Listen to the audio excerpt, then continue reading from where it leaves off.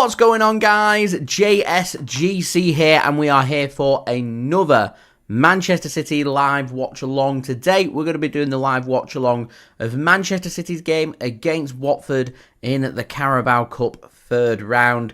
Nice to have Manchester City back just over 48 hours after our last game against Arsenal. Short turnaround. You may be wondering, why are we playing on a Sunday last game in the Premier League and then playing on Tuesday evening? Well, Manchester United play tomorrow in the Europa League that's already been penciled in and scheduled before the draw was done for Manchester City's game against Watford.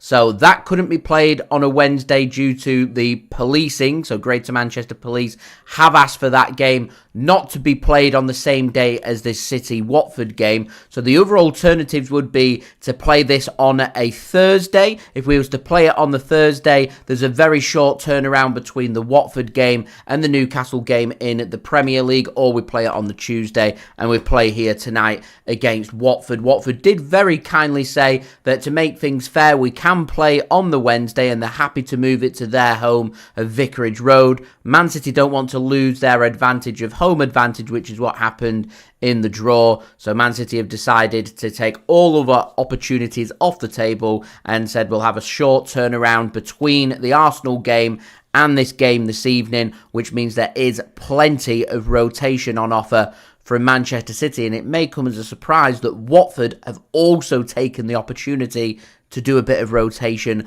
themselves. They haven't gone full strength. So before we do crack on with this video, make sure, like always, if you are enjoying the content, do subscribe to my channel. As you can see from my live subscriber count, we're now less than 200 subs away from my aim of 38,000 subscribers, so any help towards that would be great. Also, don't forget as well to go and check out my social media links. They're in the description or on the yellow banner below if you want to go and search for me and follow me on my Twitter and Instagram. Email also in the description and on the yellow banner too if you want to hit me up for any sponsorship for any videos or any general business inquiries. Don't forget to leave a thumbs up. You guys know what we're aiming for here.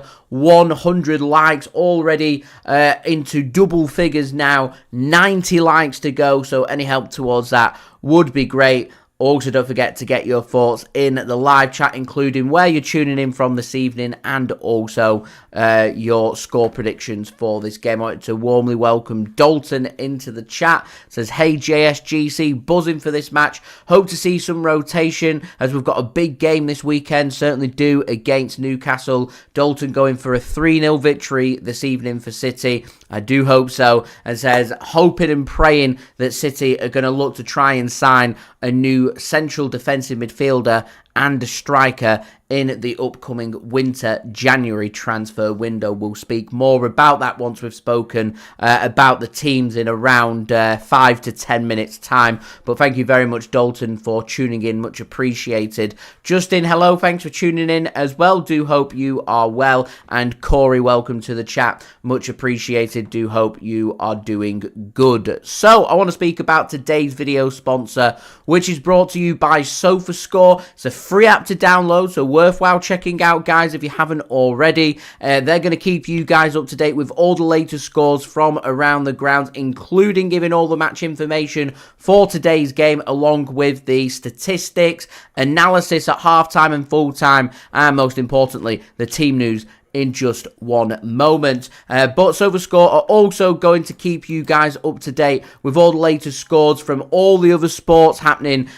So if you're a big cricket fan or a rugby fan or an American football fan, darts is on there. They're all on there, guys. So do go and check it out. As I said, it is a free app to download, and anyone that does download using my link in the description or the QR code on screen or the link in the live chat does help to support the future content created here on my channel. As I said, it is free to download, so worthwhile checking out, and it is highly rated. I do have my promo video, which I'm going to roll for you guys right now.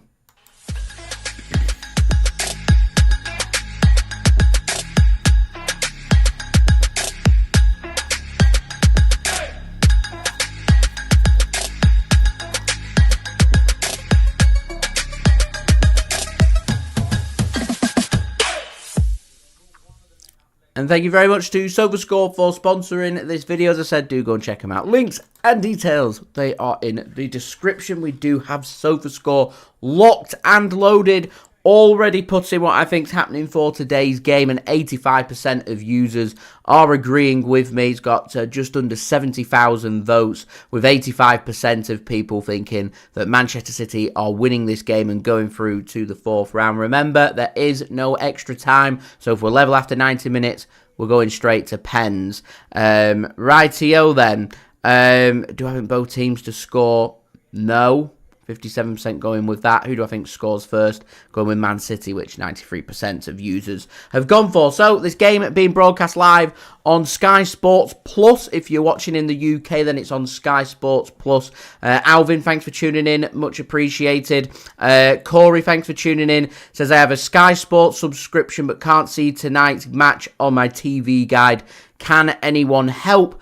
If you are wanting to watch on Sky Sports, I believe there's a section that has the information on. I watch through Now TV, which is a partner of Sky Sports, and they just have a section with want to watch Carabao Cup action. You press on there, and then it's got the links to all the games that are taking place today, as every single game in the Carabao Cup is being broadcast live. If you just have a play around on where the sports section is, I'm sure you'll be able to find it somewhere. It is on there. I don't think they go live until like 5 minutes, maybe even straight in towards kickoff. So I've got the cricket on at the moment, watching England's match in the ODI against Australia, because I'm not expecting them to go live for probably another 15 minutes or so. They'll literally just get to the game, commentator will come on, it'll be a commentator you've probably never heard of, and yeah, there we go.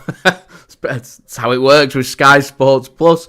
You've got David Webb taking charge of this game today. Hopefully he can do a much better job than what Michael Oliver did on Sunday. Never had any control of that game between City and Arsenal. Renell, thanks for tuning in, much appreciated. And John, thanks for tuning in as well. Do hope you are well. So we're going to have a look at the teams. We're going to start with our opponents first. Watford of the Championship find themselves 8th in the Championship. Got an average age in their squad today of 27.3 years. They're lining up with a 3-4-2-1 formation, with Jonathan Bond starting in goal. A back three made up of Angelo Ogbonna getting his first start for Watford today, Ryan Pretorius and James Morris. You've got Yasser Larouci and Ken Senna starting as their two wing backs, with Ken Senna their their captain for today. You've got Imran Louisa and Tom Ince starting as their two central midfielders. Further ahead of them, you've got Festi Ebosile and Kawadwo Bar, and up top you've got Vakun Bayo as their striker. Watford are led by former Everton player Tom Cleverley as their manager. Lining up on the bench for them today, you've got Marriott, Tikvich, Pollock, Chakvedartse, Duwoma, Deli Bashiru, former Manchester City man, Adu Poku, Doumbia, and Vatar. So that is the Watford team for today. As I said, they have rotated a fair bit. You have a look at their Championship team that they've been starting over the last couple of weekends, and it looks a lot different to how they're lining up today. So Watford have taken their opportunity to do some rotation in this game. So I can't even sit here and say it's a full strength Watford side, but that Watford side that was full strength did lose at the weekend 4-1 away at Norwich City. Now Manchester City lining up today with a 4-3-3 formation led by manager Pep Guardiola, with an average age of 25.1 years. Lining up with Stefan Ortega-Moreno in goal. It's going to be a back three, I reckon. So I reckon it'll be more of a 3-4-2-1 formation from City, with Kyle Walker starting. Surprising, he's not the captain today though. That goes to John Stones, and making his debut, the third youngest defender to make his debut for Manchester City, aged at just 16 years old, is Caden Braithwaite. Looking forward to seeing what Caden Braithwaite can offer to Manchester City. Very exciting, making his debut today at the Etihad Stadium. Into midfield, you're going to have Rico Lewis supporting Nico O'Reilly. It's brilliant to see Nico O'Reilly once more. Ahead of them, you've got Matheus Nunes and James McAtee making his debut at the Etihad Stadium today, which I find surprising. And then a very strong front three made up of, I reckon, Jeremy Doku on the right-hand side, Jack Grealish on the left-hand side, and Phil Foden going through the middle. On the bench for City today, lots of first-team experience. Ederson, Josko Gvardiol, Ruben Dias, Manuel Akanji, Savinho, Ilkay Gundogan, Mateo Kovacic, Bernardo Silva, and you've also got Jacob Wright as well, who I expect to be getting some minutes today, and it'll be good to see him once more as well. I do want to know, where on earth is Joshua Wilson-Esbrand? I was expecting him to be starting today in City's left-hand side with the absence of Nathan Ake and Josko Gvardiol needing a rest, but it's Caden Braithwaite instead that's given the nod, so I'm not too sure where JWE is. Maybe someone can enlighten me. I was expecting him to feature, but here we are. Alvin going for a 3-0 victory today for Manchester City. Corey going for a 4-0 Manchester City win. My score prediction today, I'm going for a bit of a closer game, going 2-0 Manchester City. I think we'll keep a clean sheet though. Nadir, thanks for tuning in, says, I know the Rodri injury will affect us to a degree, but has confidence in our current midfield to bring us success. His absence may galvanise the team, just like the 115 charges did as well. I completely agree. Yeah, if there's anything that really brings a team together, it's getting bad news and having to deal with said situation together. It gives the team a real sense of belonging for the players. The players who act as squad rotation will be looking and going, I'm never going to get in that Man City midfield because Rodri's in there. He's the best central defensive midfielder in the world. All of a sudden, every player that's around the City first team squad that can play in central midfield will be rubbing their hands thinking, I'm finally going to get given some opportunities starting tonight in this game against Watford. Massive opportunity today for Matheus Nunes. James McAtee given a nod. Nico O'Reilly's got an opportunity here to be able to showcase that he should be around the first team squad rather than with the EDS. No Rodri for the season means there's a gap in the squad, so Nico O'Reilly should be rubbing his hands and thinking, do you know what? A good performance today and I could be set for the next 12 months, maybe even longer. What an opportunity. Chance for Rico Lewis as well. Excited to see him once more. Plenty of opportunity. I expect that City midfield to be grafting and working really hard. So we will see. Devastating to lose Rodri, of course, because he is world class. He's a brilliant player. Very unlucky with the injury that he's picked up is ligament damage, and he is expected to miss the season, which as the season does unfold and we get towards the February-March time and the knockout phases of the Champions League, games are coming in thick and fast. You're playing every 3 to 4 days. Sometimes you're playing 3 games in a week. You need the squad rotation. You need them options. That's why people were asking me before, should Manchester City be dipping into the market? Man City don't normally dip into the market at this point. However, if we are ever to dip into the winter market whilst we've got Pep Guardiola, this winter is the winter to do that as far as I'm concerned. Short-term option, long-term option. I'm all about squad depth. You need them options. You need them players. It's a long, hard season. If there's a player that Man City want that they think would aid Manchester City, then I wouldn't even hesitate to go out there, explore that option and make a signing happen. May not even be a central midfielder. We've got Kovacic. We've got Gundogan. Nico O'Reilly's clearly going to be a player that's going to be around the first team squad. Rico Lewis can help cover there. John Stones as well. You keep Kovacic and John Stones injury free. You've got some really good options. It's all about balance. It's all about managing the squad and the expectations. Doable, very difficult. You've just got to take it a game at a time. Who knows? The season-ending injury for Rodri, he may end up doing a really good road to recovery. It might not end up being 9 months to a year. It might be 6 to 9 months. And if it's to be 6 months instead, we may just get him back for the business end of the season. And what a boost that would be for the business end of the season. So we've got to now keep an eye on what is happening in terms of his recovery, doing what is best for Rodri, and then ensuring that long-term we're still working on getting him on a new deal. I can't imagine that City will put him on a new deal until his recovery looks clearer for us. But we want to be fending off interest from Real Madrid in the summer. We want to be keeping an eye on any other options in the market, if there are other options for Manchester City. I also want us to have a look at backup strikers, because everyone seems to be ignoring something that was clearly very obvious for me on Sunday, and that was the lack of attacking options for Manchester City and Plan B. Arsenal parked that bus. They weren't willing to bring Haaland into a deeper role, to pick the ball up a bit deeper, to try and bring the Arsenal defence out, to try and create space for the midfielders and the players that are willing to push and get forward. And when you've got a team parking that deep into their own half, you need extra options. That game was perfect for a second striker to come in, just to try and free up one or two players in that penalty area. That's where someone like Julian Alvarez was perfect for Manchester City, and we haven't replaced him. And because we found that equaliser, no one's really spoken about that, but I noticed it. It was there. We were crying out for that extra option. We didn't have that option. So there's not just one position that I think City should be looking at in the winter market. It'd be two positions rather than just one. But here we are. Anyway, yeah, there we go. Would love to know your thoughts of that. What are your thoughts about the Rodri injury? Are you concerned?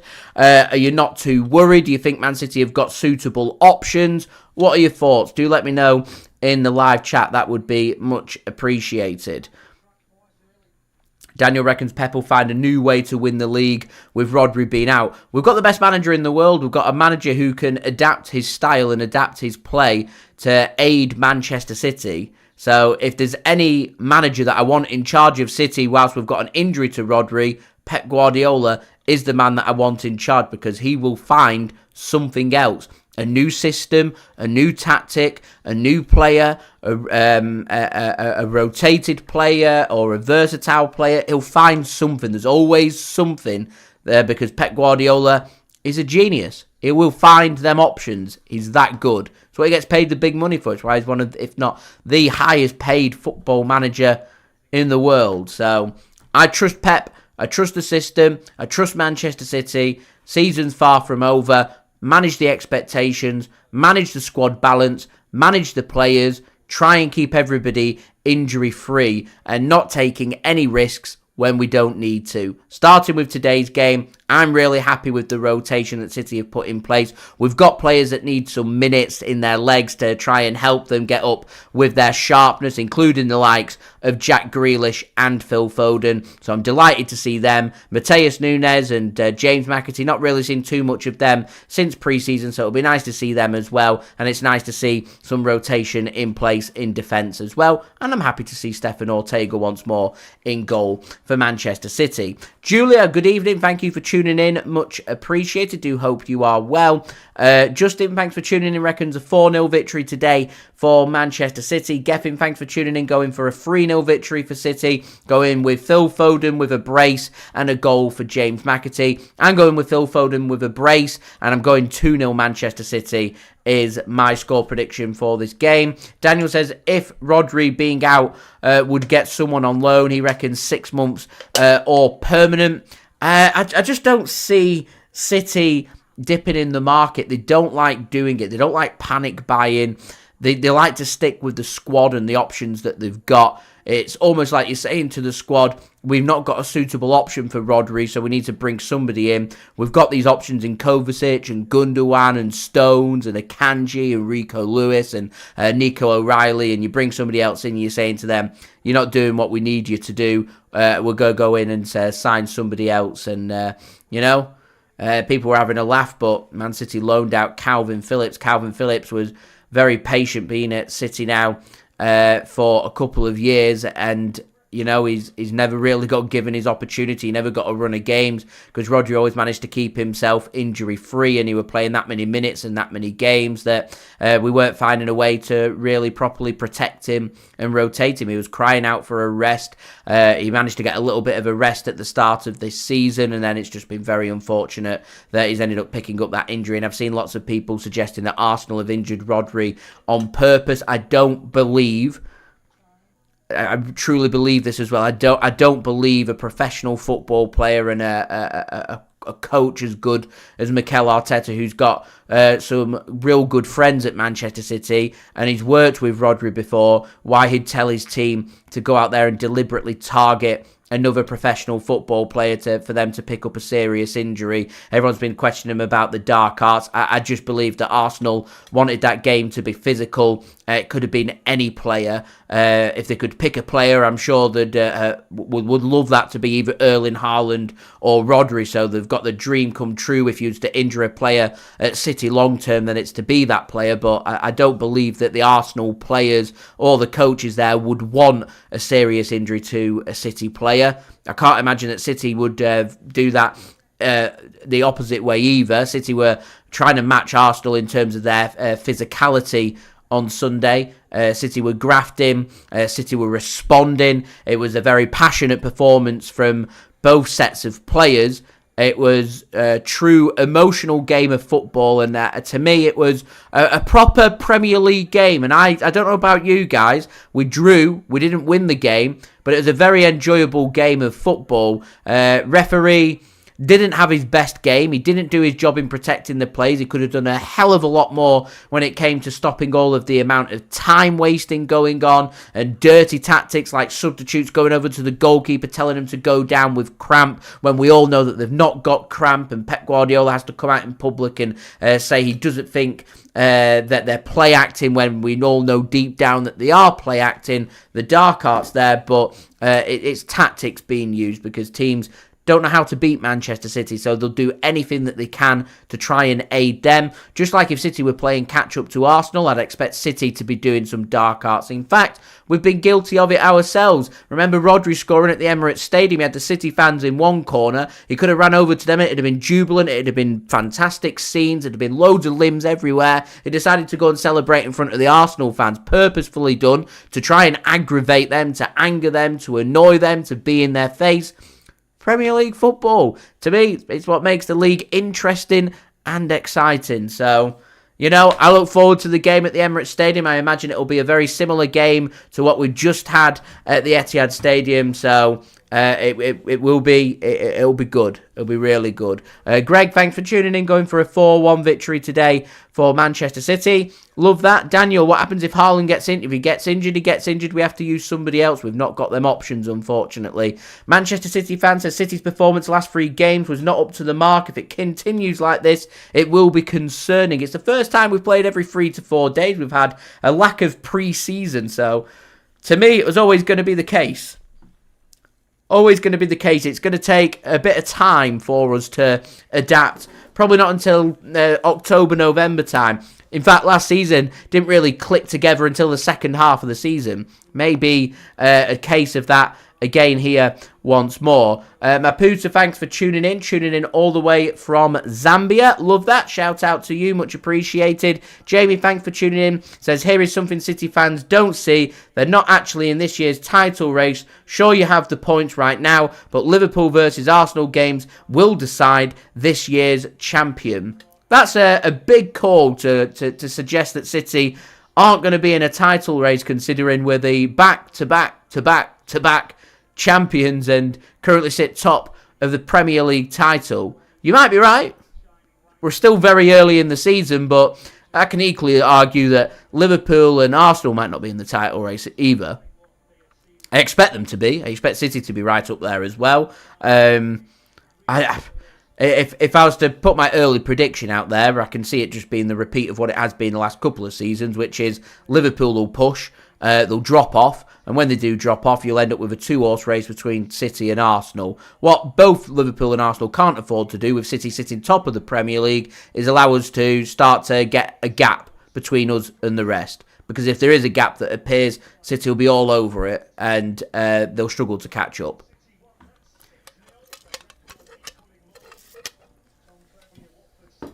City know how to win Premier Leagues. It's been demonstrated time and time again. So I believe. I don't think the Rodri injuries changed my mind on. I still think we're capable of winning the Premier League. I think we need to protect our squad better. But I don't think we're miles and miles away. I expect us to be up there. Of course, pending what happens with the 115 charges, you get big points deduction or something, and City are found guilty. Obviously, it's not going to be a Premier League title. That might not come ever, so I can't really comment and speculate on what's going to happen. We'll see. Just thanks for tuning in. It's an outrageous call that. Used to support United, now supports City. There we are. Anyway, we do have kickoff in this game between Manchester City and Watford. Watford attacking from right to left, with City attacking from left to right. Watford playing in their home kits today in the bright yellow shirts, red shorts and red socks. Manchester City playing in their home shirts today, sky blue shirts, white shorts and navy socks. As City do come away here on the counter-attack. Jack Grealish into a good position. He's got Phil Foden ahead of him into the penalty area now. Can he get a ball across? He can, and James McAtee can't sort his feet out. That was a chance there very early on for City inside the first 30 seconds. Couldn't put it in, unfortunately. Couldn't make a clean connection. Luvo going for a 7-0 victory today, tuning in from South Africa, from the lovely Cape Town. Love that. Thanks for tuning in. Toxin Blue cheering on Manchester City today. Jamie says, when was the last time City won the Prem without... Well, we've never not had Rodri. So we will see what impact that has on Manchester City. I think it's foolish to think that one injury to City... It's like you're suggesting that City are a one-player team, and City aren't a one-player team. We have an option of Kovacic. We have the option of Ilkay Gundogan. We've had Rodri injured before. We've had Rodri being rotated before. We had a big problem last season because we let Gundogan go and we never really properly replaced him. We've got Gundogan back, so that problem... There's kind of a solution there for Manchester City. It's a little bit like Martin Odegaard injured at Arsenal and saying Arsenal are no longer a threat to anybody because they've not got Odegaard, their best central midfielder. It's foolish. Foolish.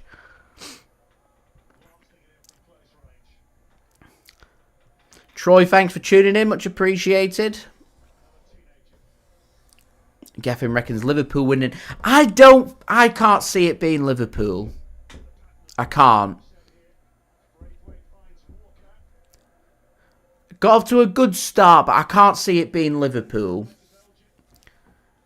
I think it's not going to be City. It's going to be Arsenal. There's, no real outrageous call there. That's my feeling. I think if there's to be another team that maybe dips in and out, if there's to be another team outside of them, Chelsea seem, other than that game at Stamford Bridge against City in the first game of the season, didn't look particularly that good. They seem to have responded really well, and they look like if they can get a run of form, could potentially make top four. I don't think they'll be title threats, but they don't look bad. Certainly look better than Aston Villa, who seem to be having a lot of luck relying on comebacks at the moment. Look better than Newcastle, looking far better than what Manchester United are. And Spurs haven't looked overly that convincing either.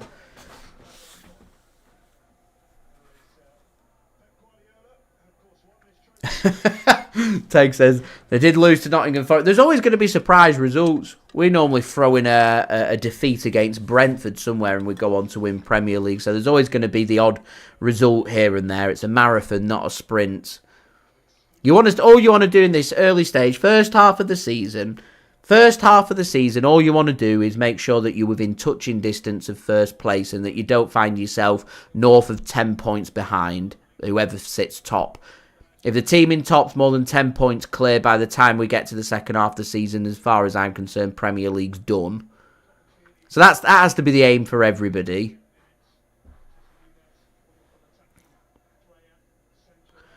Jamie, that's a very good point. Newcastle can be a very physical side. They can be a very defensive side as well.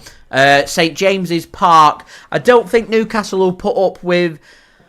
I mean, I know Arsenal went down to 10 men in the second half. I don't think they'd put up with such an approach that Arsenal put in that second half.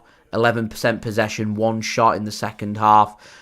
Completely annihilated as James McAtee rounds the keeper, but he's forced wide as he gives the ball to Grealish. Here's Doku with a lovely turn and a shot and a goal for Manchester City. He knocks a little gritty in there as well, and it's taken less than 5 minutes.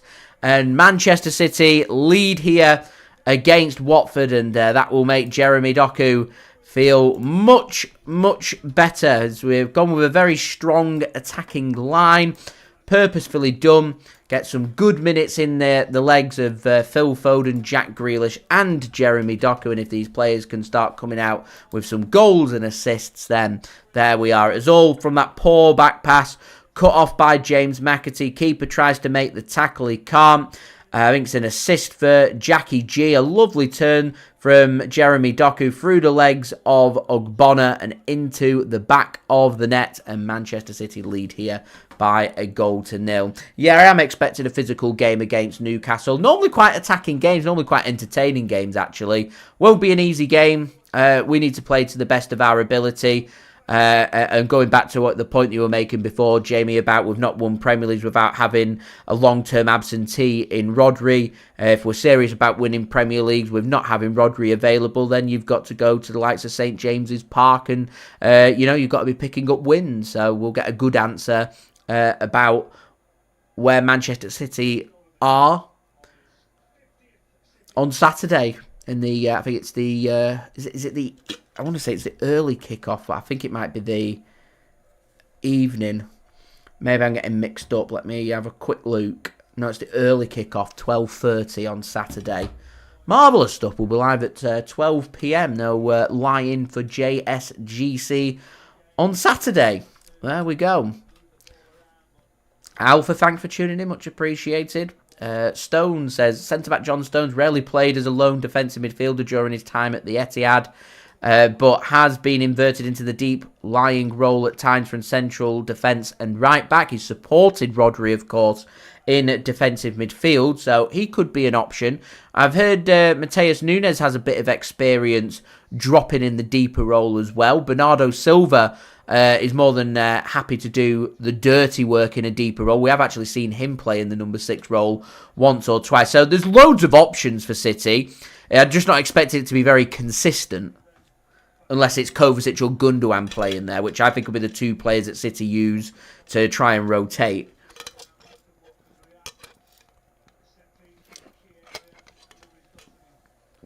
Tech reckons Villa getting 3rd place. It's a good call. Champions League's going to have a big decision on how they do. Newcastle felt the impact of the longer season, and there's a couple more games for Villa to play in Europe this season. As Watford have got themselves a good free kick here, in a good position. Chance to put a ball into the box. It does go into the box, doesn't beat the first man. Not a good ball, cleared by James McAtee. Mopped up by Watford. They're going to go again. Another ball's going to come into the box, and it's an awful ball in, and Stefan Ortega cuts that one out. JP, thanks for tuning in. Much appreciated. Do hope you are well. Drinking just a Diet Coke. Nothing adventurous on this Tuesday evening. Geffin, who do I think is going to win the championship? Burnley look pretty good under Scott Parker. I think they're a good shout. Leeds United, possibly. I think they'll be the top 2 for me from what I've seen so far. Andy, thanks for tuning in. Do hope you're well. And Allison as well. Not working. Love that. He says, who scored? It was Jeremy Doku with the goal for Manchester City today. City come forward again, and Watford can get a foot onto that and get it clear, and can't find a bit of space, and Nico O'Reilly will cut that one out. Gives the ball to Rico Lewis. His feint touch moves it on to Jeremy Doku. Here is Kyle Walker. Very interesting that John Stones is Man City's captain today, even though Kyle Walker's starting. That's interesting. As Doku goes with a low ball in, and McAtee appears at the back post trying to get a flick on. Sends it towards the back post, but out of play for a goal kick. So City leading here by a 1-0 against Watford. A well-taken goal by Jeremy Doku. He's looking good. He's looking sharp. Causing some problems early on. Don't forget, guys, if you are enjoying the content, please do leave a thumbs up. Aiming for 100 likes. We're now, 71 likes away from 100 likes. Any help towards that would be great. Don't forget as well to subscribe and do check out today's video sponsor, which is brought to you by SofaScore. Links and details there in the description. There's also a good burst of acceleration and runs out of steam in the end. The Watford lad, and out for a goal kick to Manchester City. It was Bobb with a good burst of acceleration on the right wing for Watford there. Very interesting. They've got Tom Cleverley as their manager. Very interesting. And he is the good luck.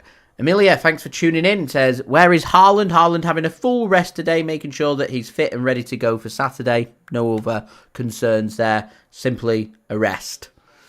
Tech says, I'm excited for Claudio Echeverri coming in January. I imagine that City will probably want to use him around the first team squad, going off the injury for Rodri, just to have that extra option in midfield. I know he plays more as an attacking midfielder, but having that extra option in midfield, in particular in attacking midfield, means you can use one of the more attacking players. Your maybe De Bruyne goes in a deeper role, or Bernardo Silva or Matheus Nunes.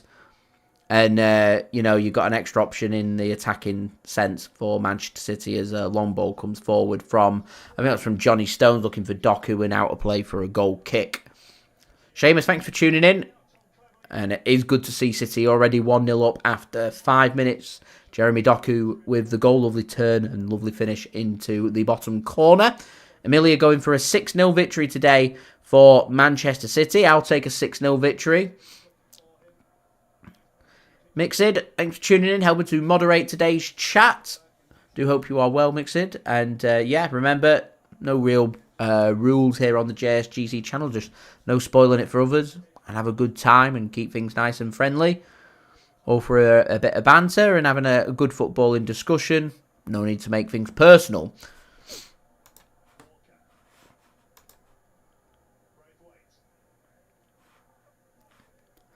Andy, I did see Erling Haaland. It was a very feisty game. There were lots of things being said. It's only just been picked up on today that there was a bit of a scrap going on towards the tunnel as well. I did see that. I was lucky enough to be at the game on Sunday, and what a game it was. Very enjoyable. And also very happy to be back here with the live watch-alongs after missing the last couple of games. On live watch-alongs, as Matheus Nunes has a shot from 30 yards out. Comfortable save in the end for the Watford goalkeeper. Yeah, good to be back for the live watch-alongs. Was at the Etihad for the Ince match and for the Arsenal game. Back here for the Watford game, and we'll be back with another live stream for the Newcastle away game on Saturday. We're live at 12 PM BST for you guys. Alpha. I think one of my mods has accidentally removed the comment. Can I put the comment back?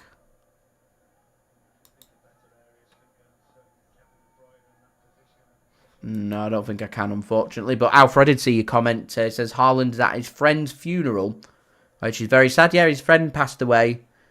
That he posted on Instagram last week, which was very sad. Very sad. Greg reckons City are winning the league again, going for 5 in a row. 5 in a row is just unprecedented. 5 in a row is an unbelievable achievement. Absolutely unbelievable achievement. JP, I've been pretty negative. I've gone for just a 2-0 victory for City today. I think City will start to coast at some point. I mean, they're having a pretty easy time of it right now, if I'm being honest. It's one-way traffic. City are firmly on top. Watford look a bit rusty. They've rotated here, so it's not a surprise. And I imagine City, with the quality that they've got, will just look to pick it off. In particular, the quality that they've got in that attacking line. Peter, thanks for tuning in. Much appreciated. Do hope you are well. Says he's watching the match. Do enjoy the match. Me too. Julie says still traumatised after the Arsenal game and the aftermath. It was unbelievable. It's been a very quick turnaround of games. It's just over 48 hours to, recover from the Arsenal game. It takes a couple of days to just do that. And then all of a sudden you've got this game and there's no real time for preparation. I was doing my preview yesterday and the Rodri news came out, so I've had to kind of combine 2 videos into one before doing another video today to speak more in detail about the Rodri injury. So, mental, absolutely mental. Just need that extra 24 hours. Ideally this would have been played tomorrow, but Greater Manchester Police said no. So, here we are. Man United are playing tomorrow in the Europa League at Old Trafford, so there we go. Alpha says, never seen a team play 2 games in 2 days. I think traditional, some of the, I don't want to say older fans, but some of those who may be older than I am will remember when you used to play it over Christmas and you'd end up playing 2 games inside 48 hours. Just how it used to be.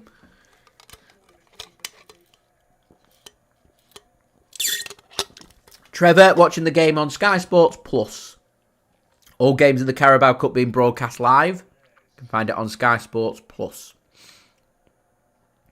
Andy, it looked like it had given City the spark. It was just different, that game. The atmosphere was different. The intensity was different in the Arsenal game. It was good to see. It was proper desire and hunger, and it was a good game of football. Real good game of football. As Rico Lewis just works it across to Matheus Nunes on the left wing. City have got 4 in the box. Rico Lewis, one of them.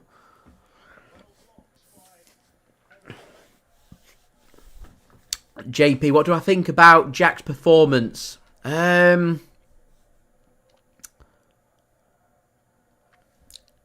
can do better. That's all I'm going to say. That's all I'm going to say. JP says, in Germany, the game, unfortunately, isn't available. I've been told in the US, Carabao Cup games aren't available as well. I find that strange. As Foden has a shot and doesn't get enough bend on it, and it goes wide and out for a goal kick to Watford. Peter, I'm gutted about Rodri as well. Seamus says, what did I make of the comments saying, hope someone could do a job on Erling like Keane did to his dad? I assume coming from Arsenal fans, and it's been a little bit of a bugbear of mine that people have been criticising and making comments, and, you know, Arsenal's fan base, you know, in particular on social media and online has always been particularly edgy and, quite frankly, irritating and annoying. You see their decline through the middle of the 2000s, and, you know, the Arsenal fan base online's always been, as far as I'm concerned, quite annoying. Same can be said for Liverpool, same can be said for Manchester United, same can be said for Chelsea. And what I'm getting at here is the same can be said for all fan bases. You don't know who's behind profiles making comments. I'm going to presume that they are people who are not of the age of 18 and over. I couldn't imagine any adult out there saying, I want serious injuries to play it, even if it benefits your team, because it's just not a very mature thing to say. It's immature, so it's something I'd expect coming from a kid. I wouldn't be surprised if a lot of these people that make these stupid jokes and stupid comments couldn't point to the Emirates Stadium on a map. They have no idea where North London is, no idea where the stadium is, no association with Arsenal. I speak with quite a few Arsenal fans, regular going Arsenal fans. I've worked with a couple of Arsenal channels before. Sound people to work with. I've not seen one bad comment coming in from these regular, passionate Arsenal fans who don't really have a voice. If you're not putting out edgy things online and, you know, getting them clicks and interactions, people don't really care. You saying I'm very unfortunate about that Rodri injury. You know, great benefit for Arsenal, so I'm pleased about it, but wishing him a speedy recovery isn't going to get clicks and interactions with people. No one cares about the sensible, mature comments. They care about these ridiculous comments, like that ridiculous comment about hoping someone does what Roy Keane did to Alfie Haaland, which is just ridiculous. Most ridiculous things I've ever heard. And as I said, it's not just limited to Arsenal. You just hear it and see it a lot more from the bigger teams because they've got more people doing it, so a bigger voice. Happens right up and down the Football League. My father-in-law is a big Bury fan. I know it's not comparable. They're a massive club in the non-league, but he was telling me that they've got a huge presence online and they've got a load of whoppers that support them, is what he told me. Said you get ridiculous things being said who don't represent the regular fan base, the match-going fan. Regular, passionate football supporters don't really have a voice, which I think's unfortunate. JP, thank you very much for your kind comments there. Much appreciated. And yeah, it's filled with fools. It's filled with idiots. Which I think's a massive shame, as I get to work with some brilliant Arsenal content creators. And I can't help but feel a bit sorry that this is their market, their audience that they're branching towards. I mean, look at the state of things on Arsenal Fan TV and the people that they bring onto Arsenal Fan TV. They're not interested in people saying and speaking about common sense. They're interested in people giving out ridiculous opinions for ridiculous clickbait titles to get people to interact with their stuff.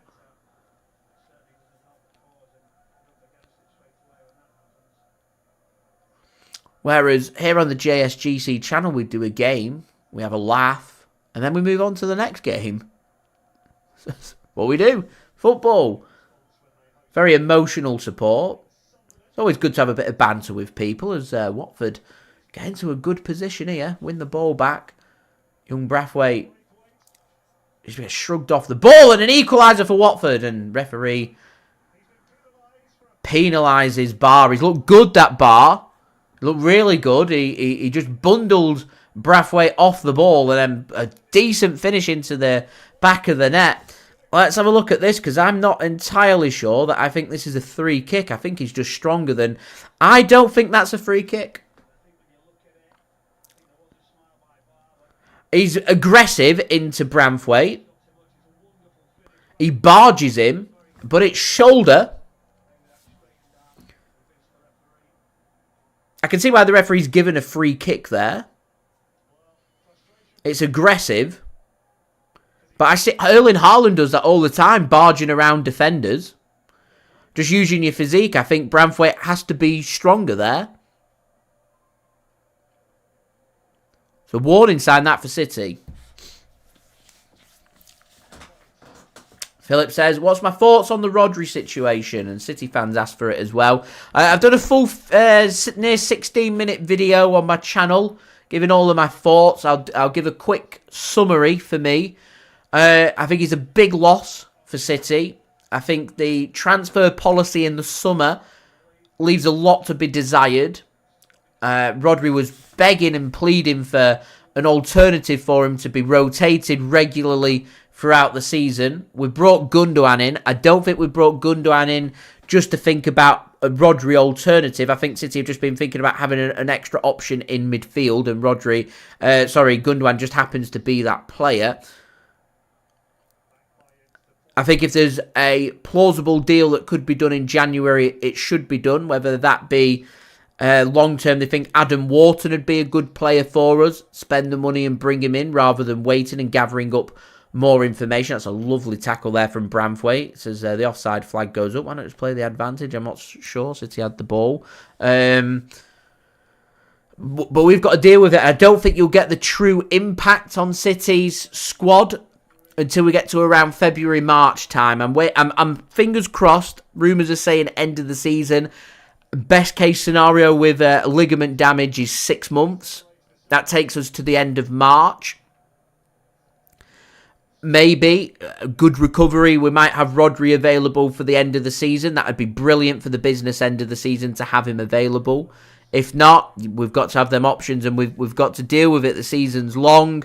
When it gets to the winter months and you're playing 3 times a week, it's difficult. You need them squad options, and we're going to be needing all our players to help fill that void of Rodri. And everyone's speaking about his impact on the squad and the impact in central defence and midfield. It's huge, but no one's really talking about the impact that it has on City in the business end of the season. Rodri's a proven winner. He is a big game player, scores big goals for Manchester City. And I think City will really miss having someone like him around. And City need to really work hard on finding good options to rotate the team to keep key players fit now. Bernardo Silva, Kovacic, John Stones.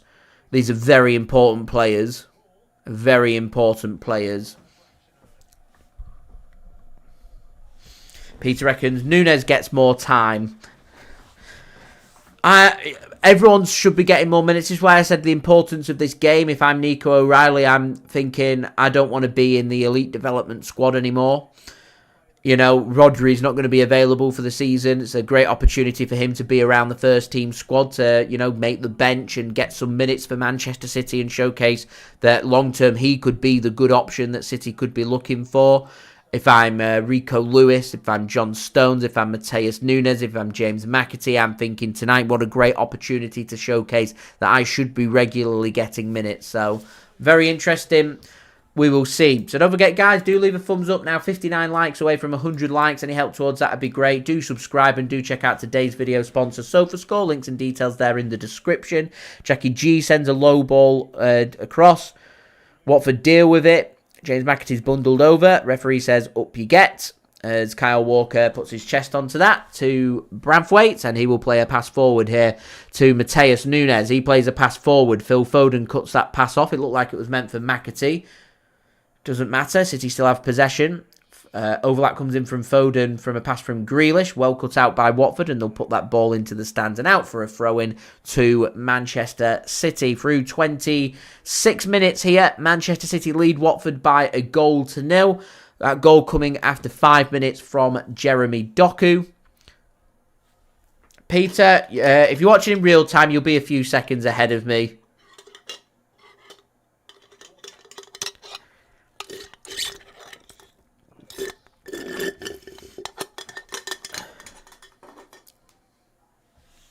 Philip says, was it just me that found it a bit weird that Phil wasn't starting on Sunday? We know De Bruyne, I put him in my team prediction in my preview. I thought he'd have started, but there we go.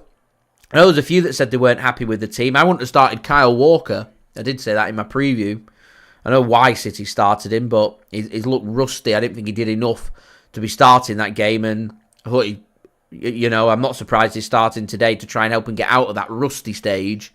He didn't look amazing, I didn't think, Kyle Walker on Sunday.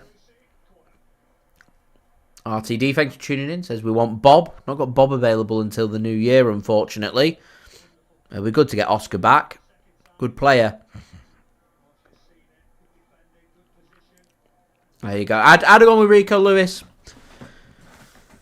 Tactical Pep went with Kyle Walker, which, Rico Lewis has impressed me more this season. I think you earn your starts as Foden puts a ball into the box and Jesus. So Watford defender puts his head onto it. He's taken out by his own goalkeeper. I think it was Porteous that's won the header there. He was taken out by his own goalkeeper. He seems okay, and that'll be a corner Manchester City. RTD, I think City would look only at Frimpong if they wanted an attacking option on the right wing. I don't think Frimpong's a very good defender. He's certainly not long-term a right back. He's certainly not a very defensive player. He reminds me more of a right wing back, or more right winger, to be honest, than a right back. A bit like Rico Lewis, really. He's a right back, but he doesn't play right back, does he? He plays a lot in midfield. I think he wants to be a midfielder, to be honest, and Pep really likes his versatility, doesn't he? He says Rico Lewis doesn't have a position. He's not a right back. He's not a midfielder. He's a player that can play anywhere. Probably Erling Haaland's rotated option, to be honest.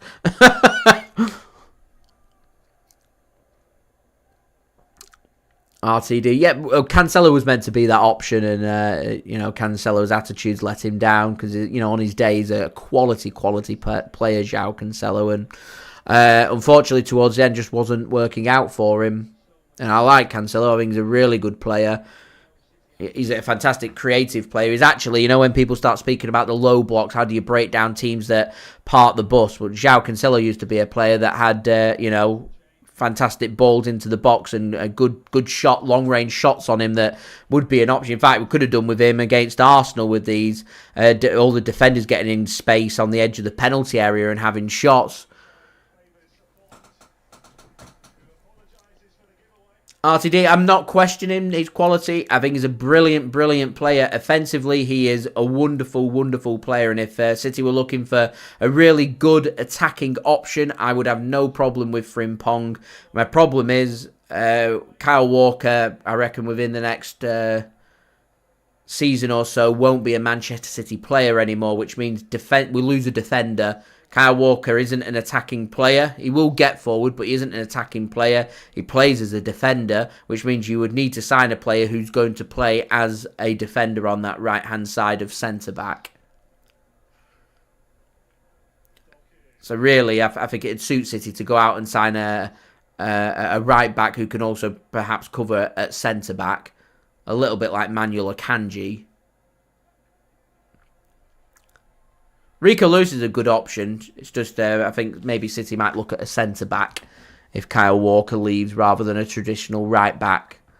I see Frimpong, as JP says, I'm not sure he suits City's system, unfortunately. I'd love him back at City. He's a quality player. Just don't think he suits City. I think that ship sailed once we'd brought Savinho in. Because we're not needing a right winger now. I like Branthwaite. One for Everton, that is. Good player. So, Sika, thanks for tuning in. Much appreciated. Daniel, certainly is a major trophy and a proper trophy. People only call it a Mickey Mouse trophy if their team aren't competing for it. Matthew, thanks for tuning in. Going for a 6-0 City win today. Good evening. Do hope you are well. And I'm very well, thank you. Jamie, thanks for tuning in. Much appreciated.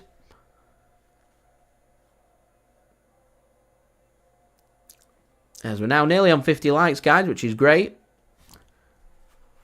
Refensi, hello. Thanks for tuning in. As City get forward here, here's Grealish to Foden. He goes down. That'll be a free kick in a really good area for City. Just over 20 yards out. Slightly to the right of centre. A good position to have a shot. RTD says, been seeing the Musiala January rumours. Then rumours are always going to be around until his future gets sorted, whether that be signing a new deal at Bayern or leaving. There'll be a big transfer tussle if Jamal Musiala communicates that he does want to leave Bayern Munich, and City will be one of the teams that's interested in signing him. He's a quality player.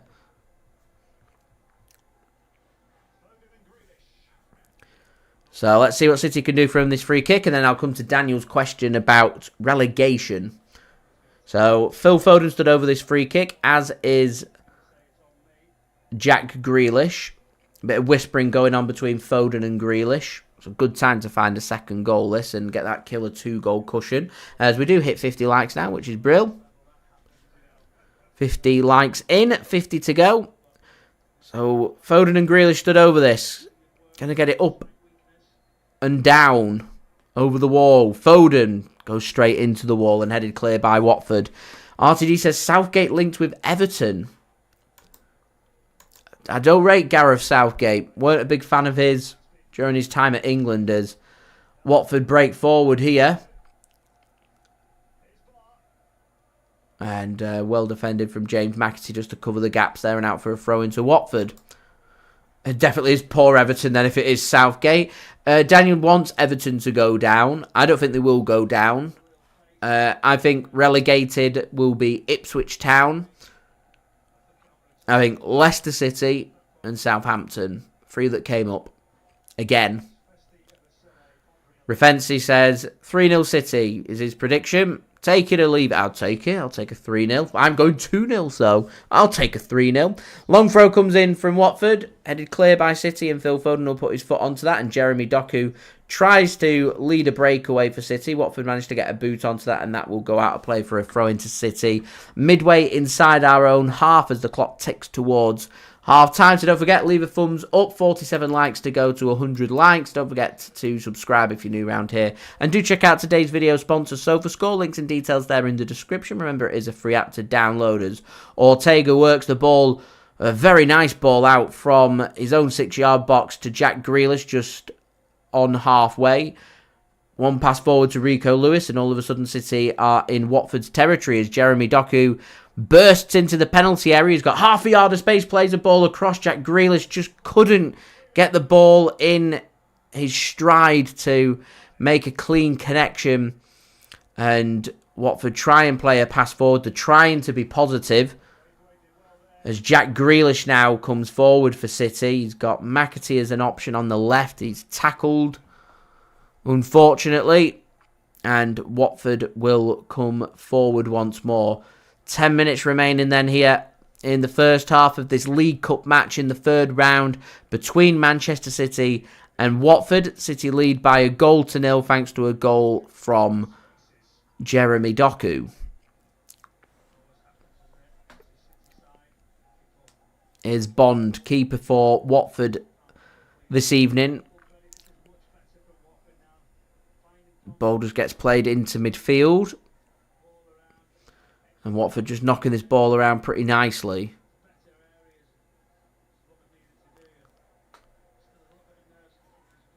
Geffen reckons Pep could do a job at striker. I reckon Eddie could do a job at striker, to be honest. Could have taken that opportunity to have tested that theory today. Ortega in goal and, maybe Ederson in attack. He's got a good penalty on him. So Watford get themselves a throw-in right next to City's penalty area.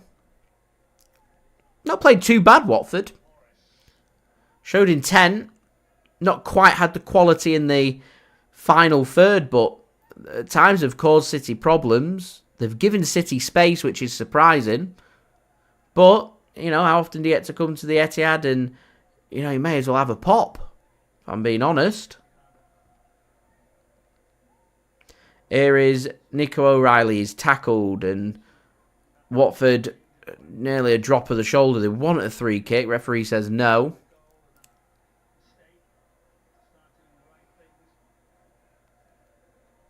I keep seeing Zubimendi's name getting mentioned about a potential replacement. Does he have a release clause? And if so, what is it? Next problem you've got with finding a midfielder is just that. Teams know that City are going to come calling. They know that they're desperate to replace Rodri with an injury, and they'll add an extra 10, 15 million pound on top of his value, on top of the value, and makes transfers even more difficult. That to make life a bit easier, that you'd look towards release clauses instead. RTD says 50 million, which is pretty affordable.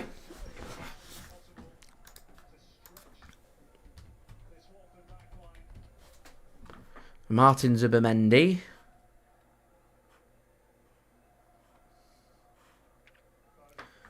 Plays for Sociedad, 25 years old.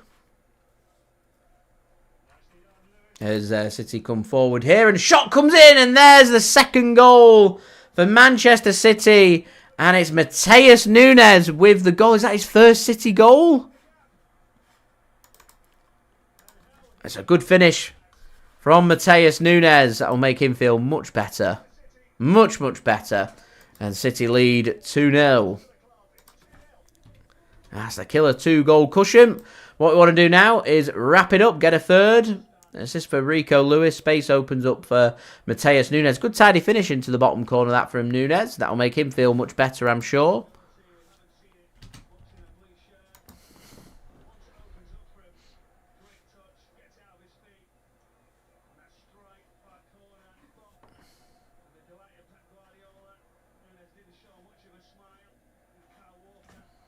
Yeah, so apparently Zubimendi's release clause is 60 million euros. There we go.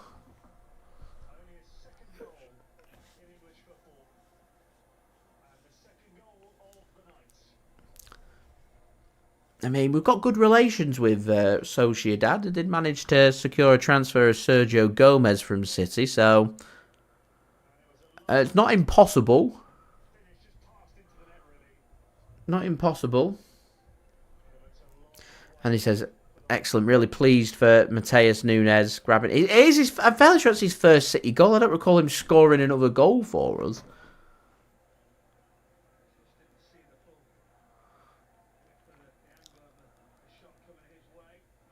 It'd be good for Matheus Nunes to get some more minutes. He is, believe it or not, he's a good player. Just needs a run of games. He is a good player. He was always one of the best players at Wolves. There's a reason why City paid over £50 million for him. He is a good player.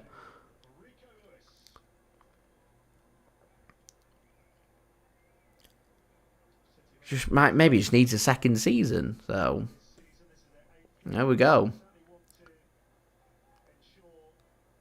Peter, you might be right. You may well be right. City don't tend to do much winter business, and that means City get a whole season where they can find a clearer picture about what's happening with the charges, what's happening with Pep Guardiola's contract. Are we going to have Pep here next season or not?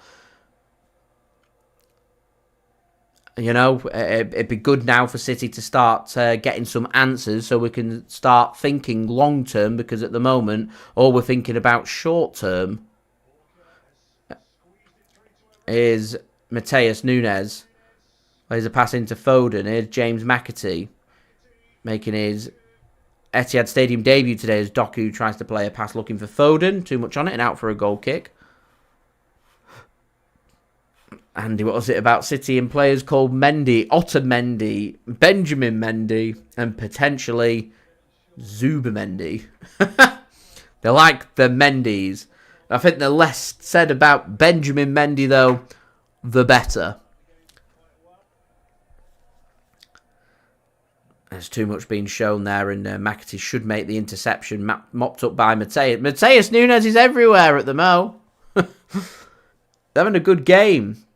He smells that opportunity from the Rodri injury, doesn't he? He's like, a midfield opportunity. I'm all over that. I'm all over that. Corner then for City. Good challenge coming in. That's on Jack Grealish. He wanted a penalty there, Grealish. Never a penalty. Gets the ball. Corner the right decision. Here's Rico Lewis. Gives the ball to James McAtee. City just working this backwards, and Kyle Walker under pressure. Keeps hold of the ball. There's some afters there. There's Matheus Nunes now on the left. He's everywhere. He's everywhere. RT. Well, as I said at the time, loan him out, don't sell him, keep him. His quality, he was just coming good for us when we sold him. I said we'd regret it at the time. He had a brilliant season last season. He'd have been a regular starter at City this season. Here we are. No release clauses, no buyback clauses, nothing.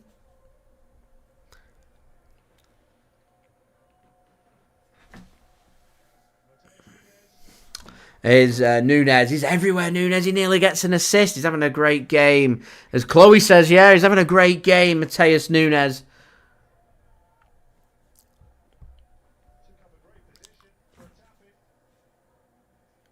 Been very impressed with Matheus Nunes. Phil Foden dropping in deep. There's Grealish, too heavy of a touch. Poor touch from Watford. City. I mean, if City are firing on all cylinders, you'd expect City to be coming away with 6 or 7 goals from this game, to be honest, as Nunes finds a pass. Of course, he finds the pass. He's full of confidence. Best player on the pitch.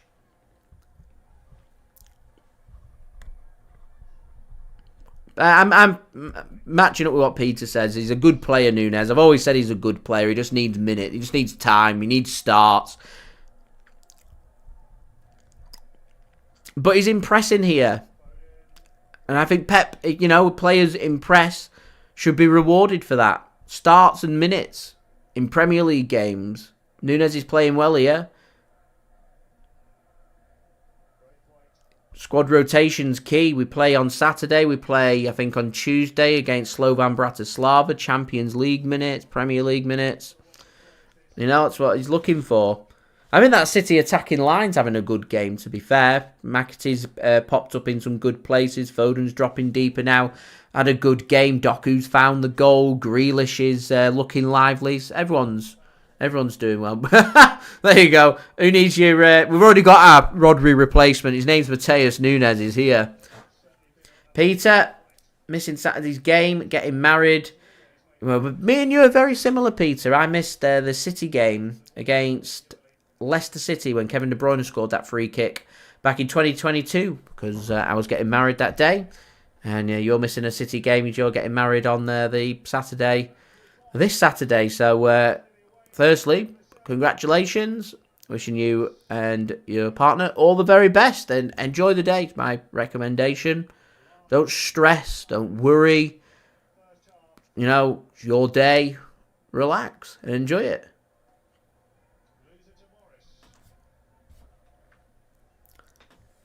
No problem at all, my friend. Taylor says, Doku kills people on the dribble but needs to learn to get his head up for the pass. His pace for days, isn't it? Pace for days. It'll be devastating on the counter-attack. Does need to work on his end product, though. Good, tidy finish for the goal, though. So, that was good. As we're into added time now. 1 minute added on. Cross comes in from Watford. That's a good header, and it's wide. That was a big chance. Watford's best chance of the half, other than that disallowed goal. Ref, I reckon you might be right. Haaland playing, I reckon he probably would have a hat-trick by now. You know what Erling's like, but we can't be having Erling Haaland start this game unnecessarily. Just after a Rodri injury and 2 days later you're starting Haaland. Mario, no Rodri, no problem. That might be my video title. Might be. I'm not sure yet. We'll see what mood I'm in when I do my review and if City go through. As City burst forwards, last 10 seconds of the game. Jack Grealish just works it back to Matheus Nunes. Here's McAtee back to Nunes. Look at that. Nunes just playing the sensible passes, dictating the pace of the game. And there is half-time then for Manchester City, leading here by 2-0. Jeremy Doku after 5 minutes. Matheus Nunes after 38 minutes. City in cruise control. 2-0 up at half-time. Could do with another goal just to wrap this up. And then we could start moving our focus onto Newcastle on Saturday. And we can put our name into the hat for tomorrow night's Carabao Cup 4th round draw. So let's have a look at the statistics using today's video sponsor, SofaScore. You can find the link in the description, or you can use the link in the live chat. Alternatively, you got the QR code on screen. It's a free app to download. They're going to keep you guys up to date with all the latest football scores, along with all the latest match information, match statistics, match analysis, and all the scores from around the grounds for all the sports that you guys love to follow, all in one place, all in one app. Cracking app, very highly rated. Do go and check it out. Links and details, they're in the description. I'm going to roll my promo video right now.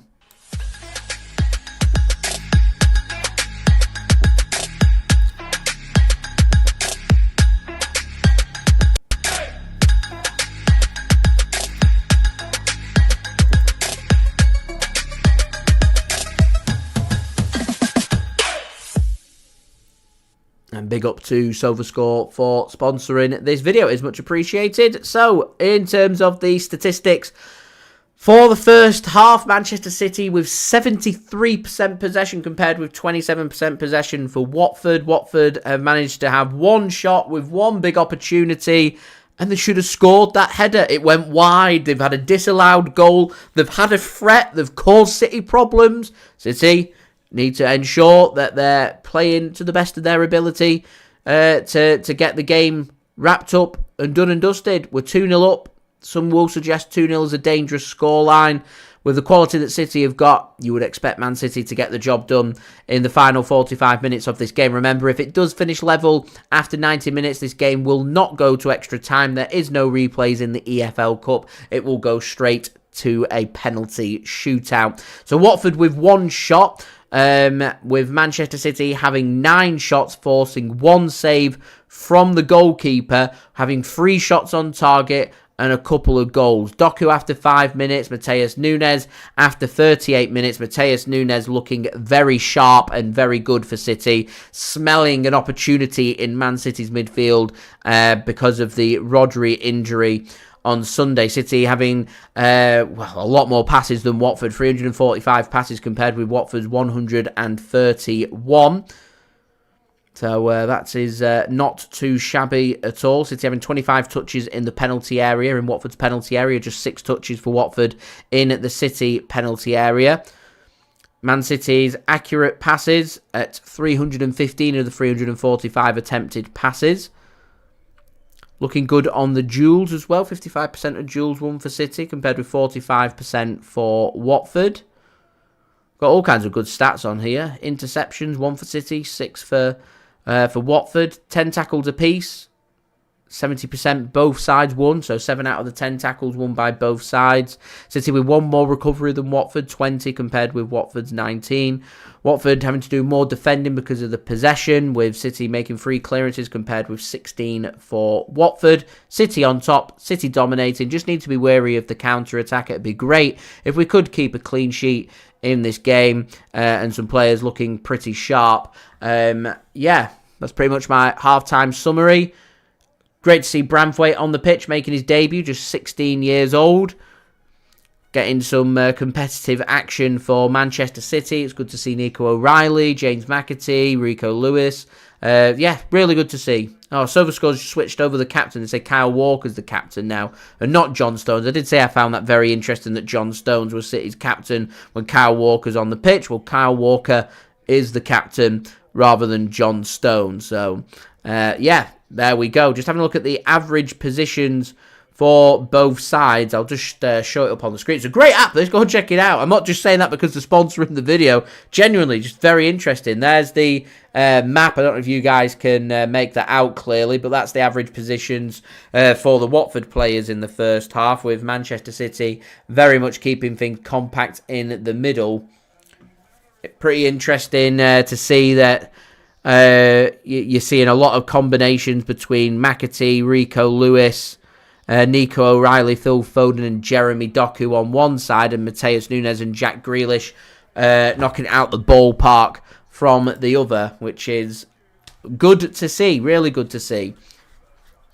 Malusi, thanks for tuning in, much appreciated. Nitin, thanks for tuning in from India, much appreciated.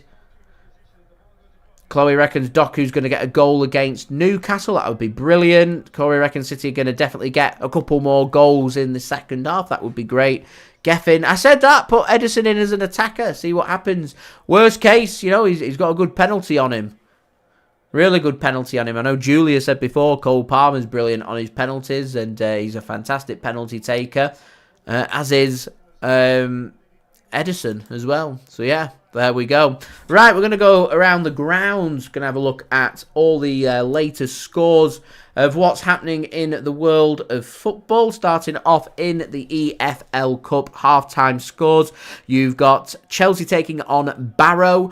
Chelsea leading by 3-0 at half-time. Man City 2-0 up against Watford at half-time. Walsall taking on Leicester City. That is 0-0 as of right now. And the other game happening is Wickham taking on Aston Villa. That game kicked off at 8 p.m. and that is currently 0-0 in the 38th minute. You've got some games taking place in League One in England. Half-time scores: Huddersfield Town 0, Blackpool 2, Leyton Orient 1, Peterborough 2, and Wigan Athletic 0, Stevenage 0. Into the Bristol Street Motors Trophy, you've got a fair few games starting to come to their conclusion.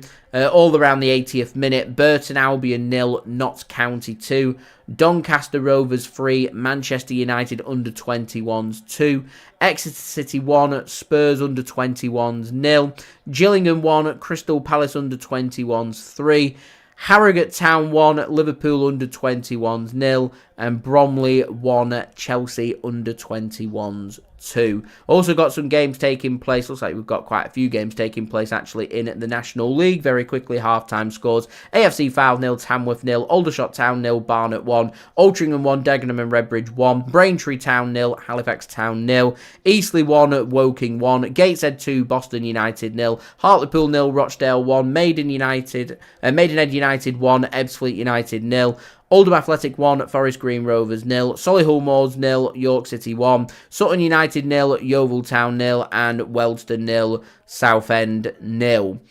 Also got a game in the National League North, and it's Leamington 1, Oxford City 0 at half-time. You also got some games taking place in Italy. Atalanta 1-0 up at half-time against Como. You've also got 3 games taking place in Spain in La Liga. Full-time, Sevilla 2, Real Valladolid 1, and Valencia 0, Osasuna 0. Real Madrid are currently playing in the 37th minute at home against Alaves, and Real Madrid are leading there by 1-0. So that's you guys all up to date for half-time. So got some half-time entertainment for you guys to enjoy. You can go and check out my partner channel, Mixid. Links and details, they are in the description. Do go and check him out. That would be much appreciated. This is Mixid bringing today's halftime entertainment, which is the smoky old-fashioned. So stick around, go and get yourself some snacks, go and get yourself a drink, and I'll see you ready for the second half.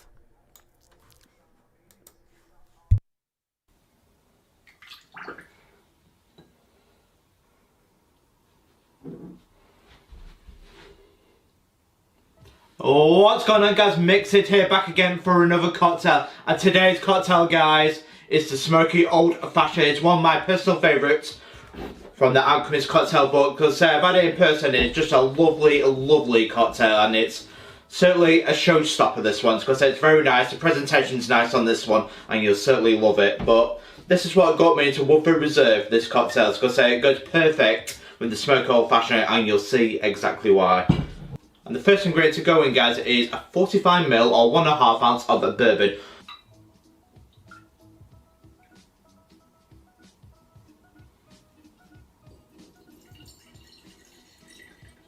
Next ingredient, guys, is 25ml, just short of 1 ounce of filtered water.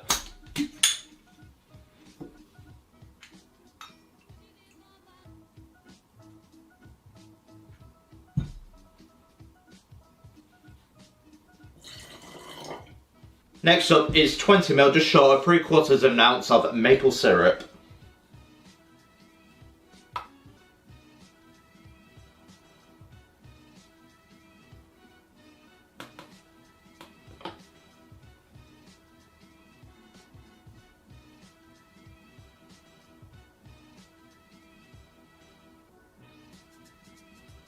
And the last ingredient, guys, is 1 drop of the Bitters Truth, because as you can see, I'll show you why I'm using this. Because it's going too quick, because it doesn't have a pipette in it. What you want to do now is give it a swirl so it mixes.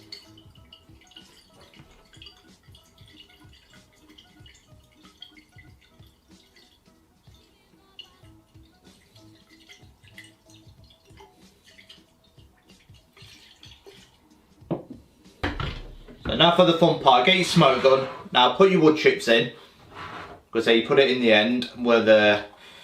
So put your wood chips in.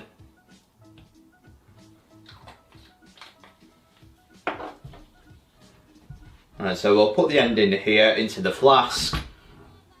But say get your lights, so be very careful with this now. Right, you can hear the gas now, light it.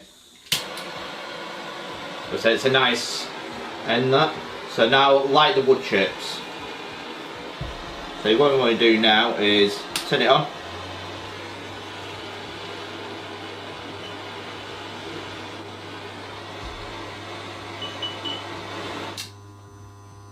And now we're just going to leave it there for 1 minute. Because it's a nice effect.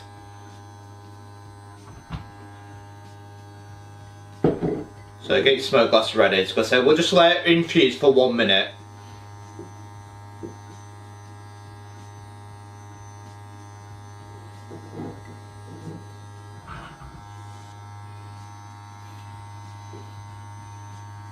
It's absolutely beautiful. It's because I just look at the smoking off it. Because we're certainly an alchemist now, aren't we?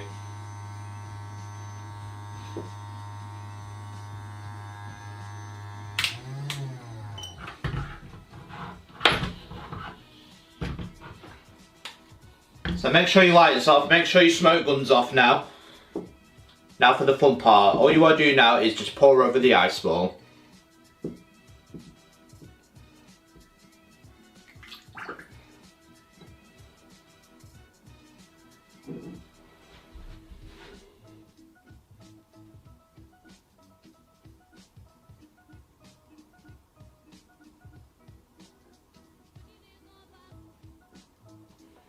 And there we have it, guys, the smoky old-fashioned. Because it's one of my favourite cocktails, because I loved having this at the Alchemist. It's absolutely beautiful, and that is how you create the smoky old-fashioned, and it's certainly a showstopper. Because the presentation is just absolutely fantastic. It's simple. If you've got a smoke gun, makes the job a hell of a lot easier.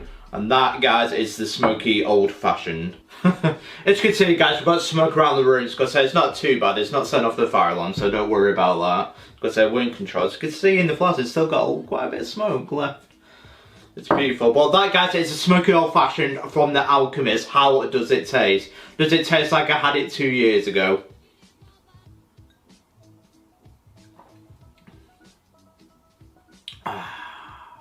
Absolutely beautiful.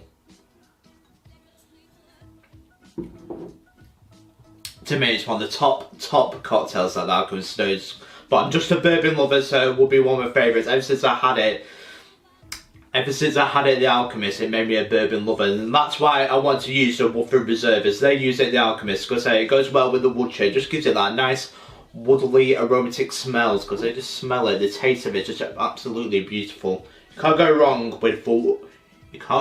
with Watford Reserve, and that, guys, is the smoky old-fashioned. I highly recommend you make it a classic take on the old-fashioned cocktail.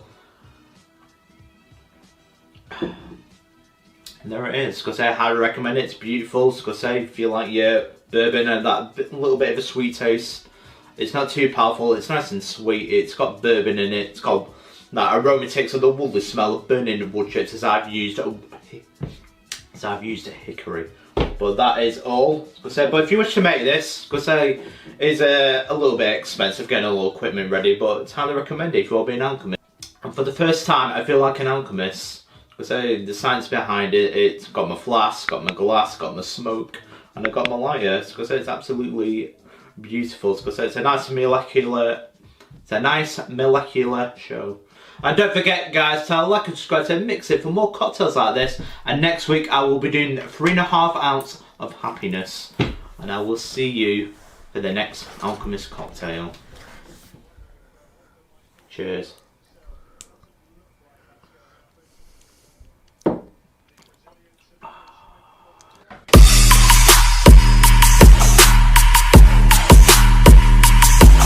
Thank you very much there to Mixed for providing today's halftime entertainment. Do go and check them out. Links and details, they are in the description.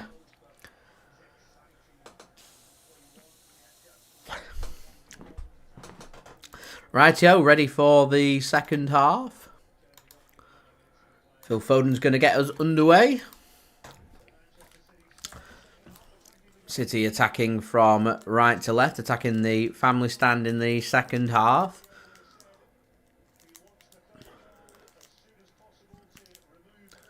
As Savinho's come on for Manchester City. That's very interesting. He's come on for Jeremy Doku. As a pass comes forward there for City. As Grealish has got hold of the ball. Works the ball into the centre. Here is Kyle Walker. I imagine City's plan here will just be to try and get things wrapped up. As Savinho plays the ball to Rico Lewis. He squares the ball across. And that is cleared by Watford and out for a throw-in.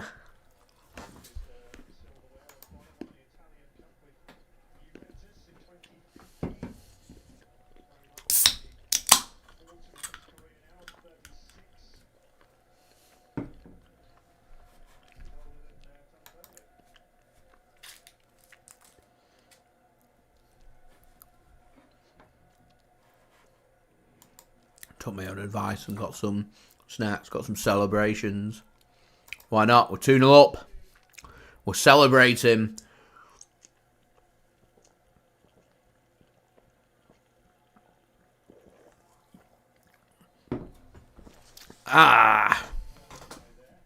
Alpha, impossible to comment. Impossible to comment, so I can't provide any insights. Normally I base predictions off educated guesses and, bits of insight, and there's no details. Nobody knows anything, so, it's like saying heads or tails. It's either guilty or it's not guilty. I don't know, but I don't know any facts to to provide anything. City think that they're innocent. City are battling to prove they're innocent, so I will work it from there.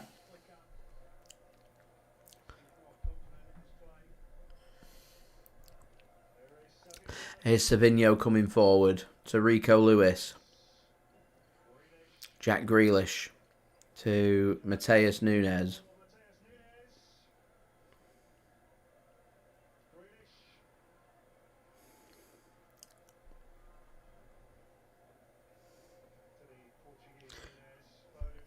And Peter, non-league's fun. I get to a few non-league games, knock him round, or a good laugh. So there we go.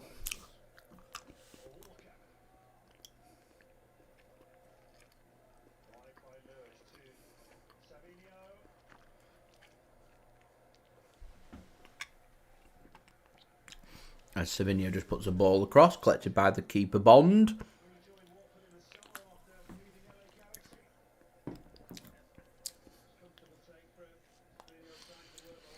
Taylor, thanks for tuning in.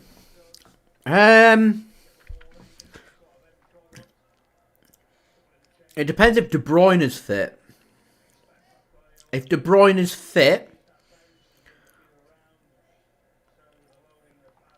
I imagine they'll go with Kovacic, Gundogan, De Bruyne, maybe Bernardo. If not, Foden in place of De Bruyne would be mine. I'm certain Kovacic will start, as shot comes in there from Foden and out for a corner. I mean, it could be Rico Lewis.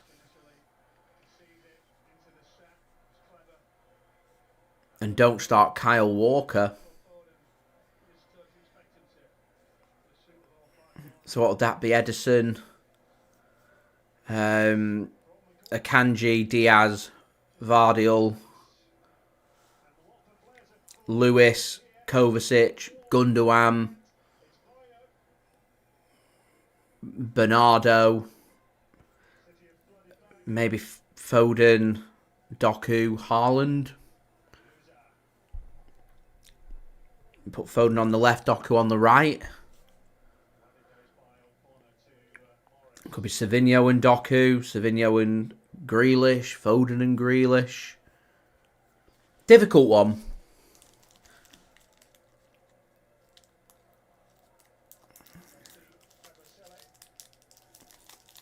My last snack, the Malteser.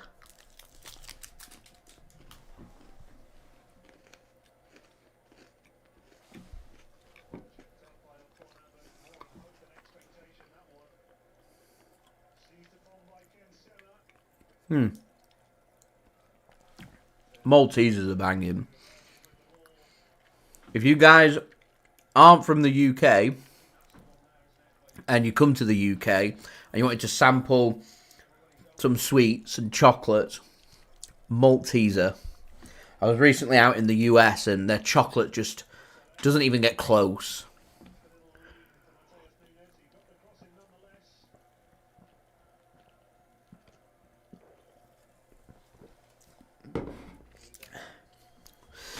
Matthew reckons John Stones is a good shout.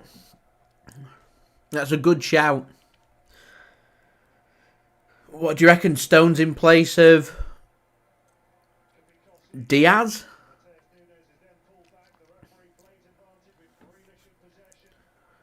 Well, into midfield as a pass comes in from Rico Lewis looking for James McAtee and intercepted by the Watford keeper. Not the best of touches from, excuse me, from James McAtee there. It's a good pass from Rico Lewis.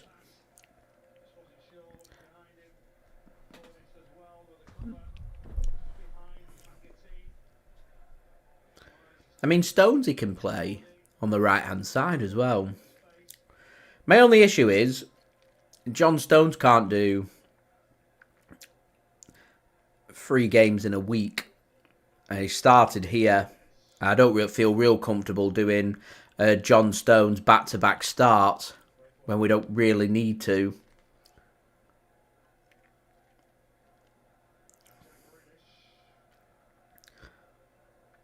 Goes back to what I was saying at the start of the stream. We've got to find a way to protect our players, and doing things like back-to-back starts. I'm not sure about that. If you could do back-to-back games, yeah,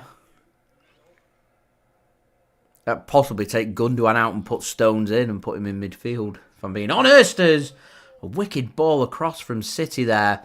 Pope behind for a corner as I think it was Nico O'Reilly was lingering with intent at the back post. Julia, Cadbury's Dairy Milk in the fridge. Yeah.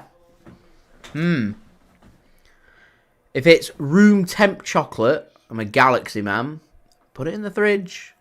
And dairy milk, proper dairy milk. Cadbury's Dairy Milk chocolate bar in the fridge. Banger. When I got a sweet tooth out in New York, I craved chocolate from the UK because American chocolate, it doesn't get near. It tastes so gritty, their chocolate. So gritty. Not my favourite. Galaxy, Mars bar. Whew. These are shouts. Believe it or not, I'm not even a huge chocolate fan, to be honest.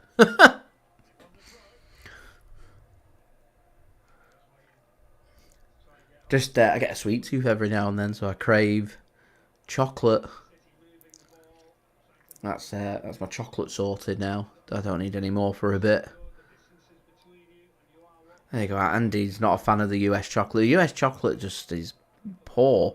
I tried so many different varieties as well. Like lots of people had loads of recommendations. I was trying them and I was just like, doesn't get close. Does not get close. Foden not knocking it round. Watford come away with the ball. Mixid says, how are we looking? Foden. Blocked. Cross. Not fully clear. Yeah, we're looking alright. Looks like we're on our way. On our way. City v Preston. It'd be good to get a good draw. The JSGC derby, that's what we want to see. Oh, love it. Corfu. Look at that. Enjoy it, Peter. When you get back from Corfu, let me know how you get on, because I'm open to suggestions for my going away with my wife for my 30th next year. Yeah, no, Julia. Hershey's, it's not it. Reese's Pieces as well, not it. Nah, not for me.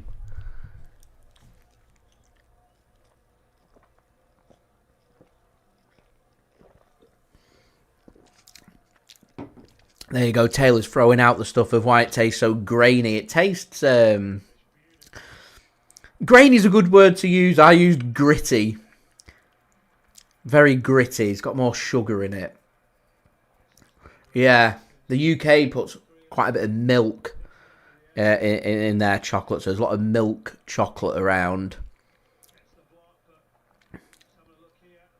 Every now and then I get a bit of a craving for white chocolate as well. Taylor says, never had non-US chocolate. Someone send me the goods. Get yourself to the UK and get some real chocolate. Lots of people are a big fan of.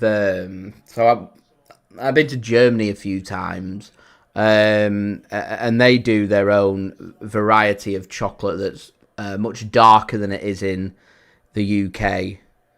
I'm fairly sure you go to like Switzerland and Austria and all them places, and they do their own fine, pure chocolate. And I'm not a real fan of that. I think it's too rich for me.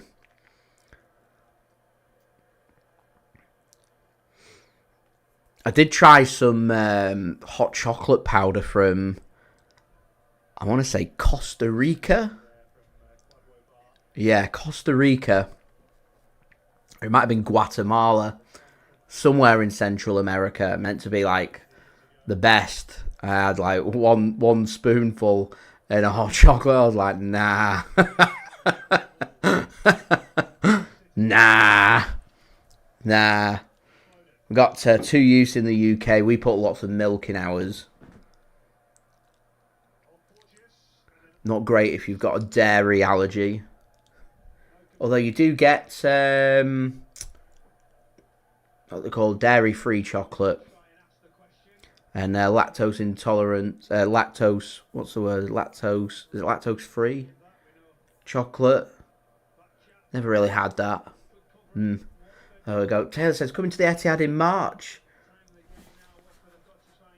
He believes that'll be a cracking experience. Yeah, so if you come to I presume staying in Manchester, if you Toblerone's a brilliant chocolate.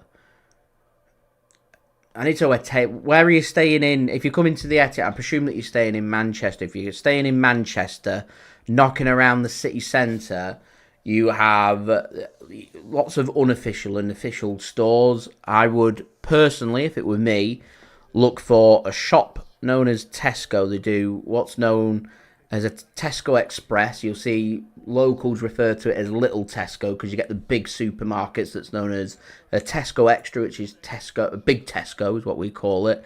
And then you get the little Tescos knocking around the city centre, the small shops. They'll have all the chocolate in that I've mentioned that you can try. They've got all your UK snacks and goodies and things. That'd be my recommendation. I'm not, controversial opinion. I'm not big up on Manchester's food scene though. I don't think it's anywhere near the best in England for its food. Unless you're prepared to spend the big money, you've got some very prestigious restaurants knocking around. As a treat, yeah, maybe, but, day after day eating, nah. Not the best.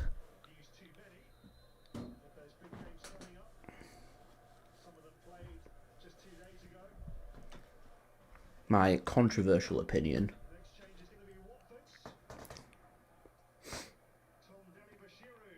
As you're going to see, Dele Bashiru coming on.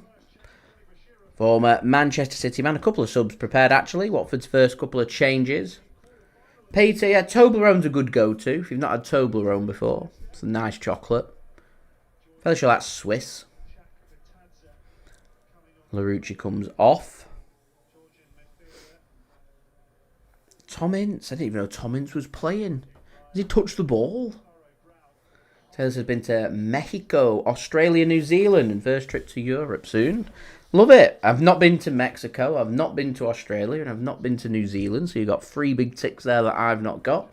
Been to many places in Europe. Is there anywhere else in Europe that you're heading to just to be nosy?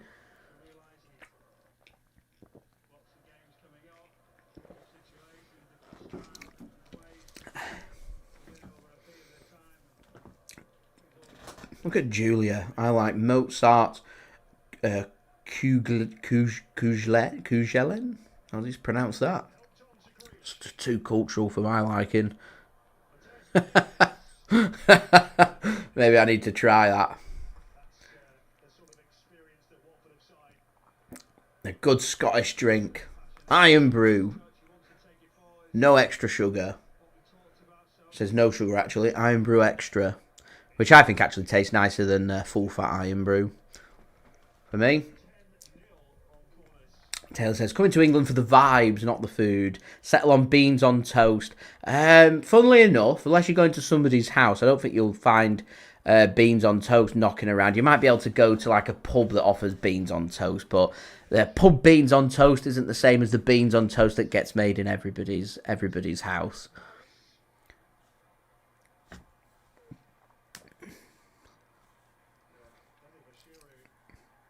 I'm trying to think of places that I'd recommend to visit coming to England that might enhance your English experience. Everyone always goes for like the typical touristy foods, your fish and chips, but you know, unless you're knocking around in local residential areas where they've got some cracking chippies that you could enjoy. The ones in the city centre aren't cutting the deal for me. I always ask myself, if the chippy's not got a rag pudding in it, it's not a proper chippy. It's got to have a rag pudding in it. If it's got a rag pudding in it, then it's talking my language.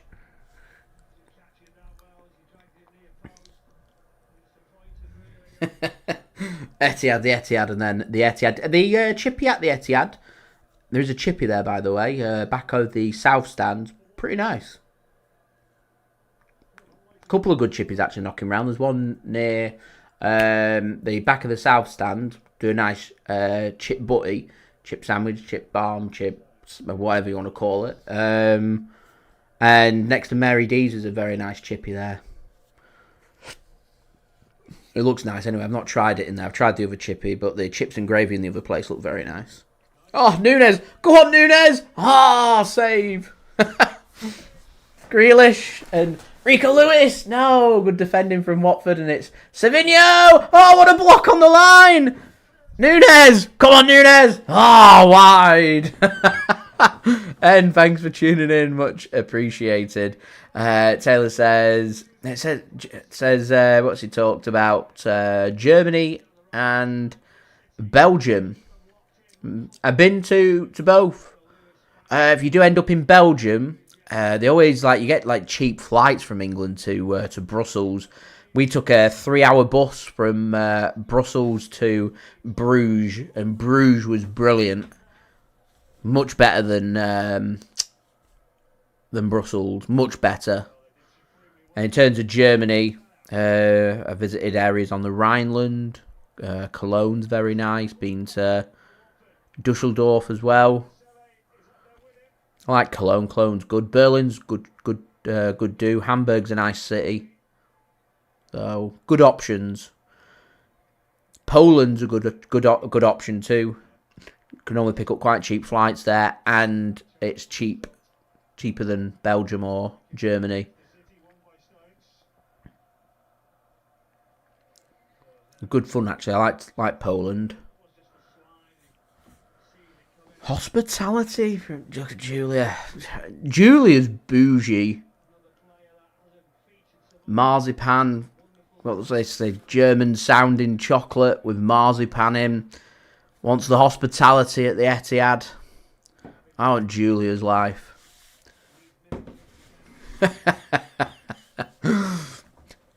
Next, we're saying not just any old hospitality. Downstairs in the Tunnel Club. Creme de la creme of hospitality. Taylor says from New Orleans. So, guess just what I meant is I'm not going hunting for food. Doesn't care about food. Doesn't want any of that food.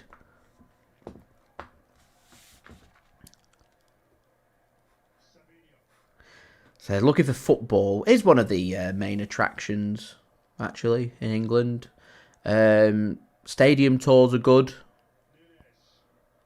You know, just located within an hour of Manchester, you got the Etihad, Old Trafford. You got Goodison Park, Anfield, all knocking round as Watford bursting forward here into the penalty area. Does he need to be careful? Need to be careful. Shot comes in and it's dragged and wide and out for a goal kick. Lightning quick counter attack.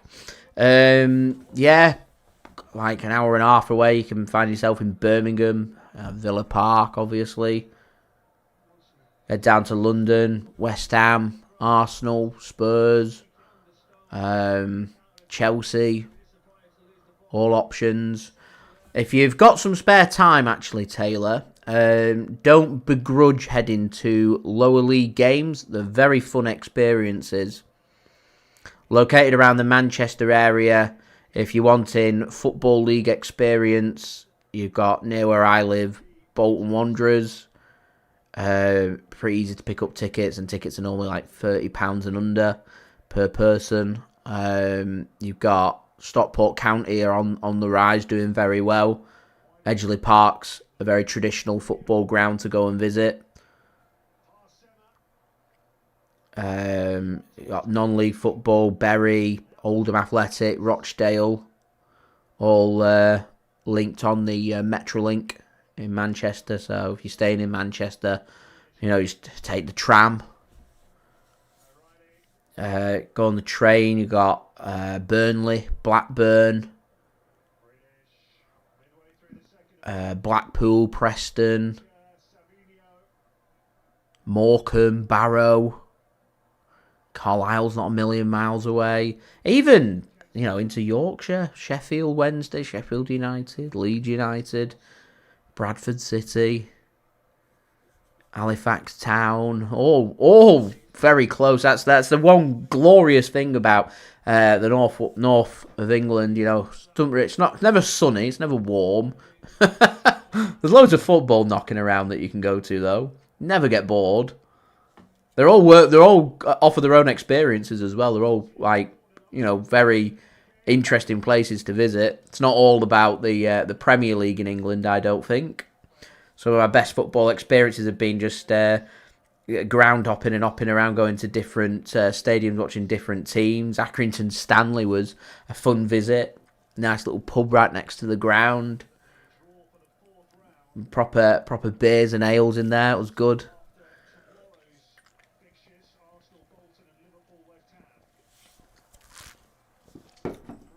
Here's Jackie G in the penalty area and tackled. Mario, tell us what's happening in the game. Not much is happening in the game, mate. That's why we're talking. Watford look tired. City are knocking it around, getting in good positions, getting tackled, and Watford are hitting on the counter-attack. It's pretty much what's been happening for the last 10 minutes. There's nothing else really happening. So we're having a good chit-chat instead. Good catch-up. It is 12 minutes past 9 in the UK. He's tuning in from LA. Love that. Alpha, thank you very much. Much appreciated. What does a Tunnel Club ticket look like? Are you on about physically what the ticket looks like? As Matheus Nunes has a shot saved by the keeper. He just tried to get a little dink over the keeper, but the keeper gets down low and well and makes the save.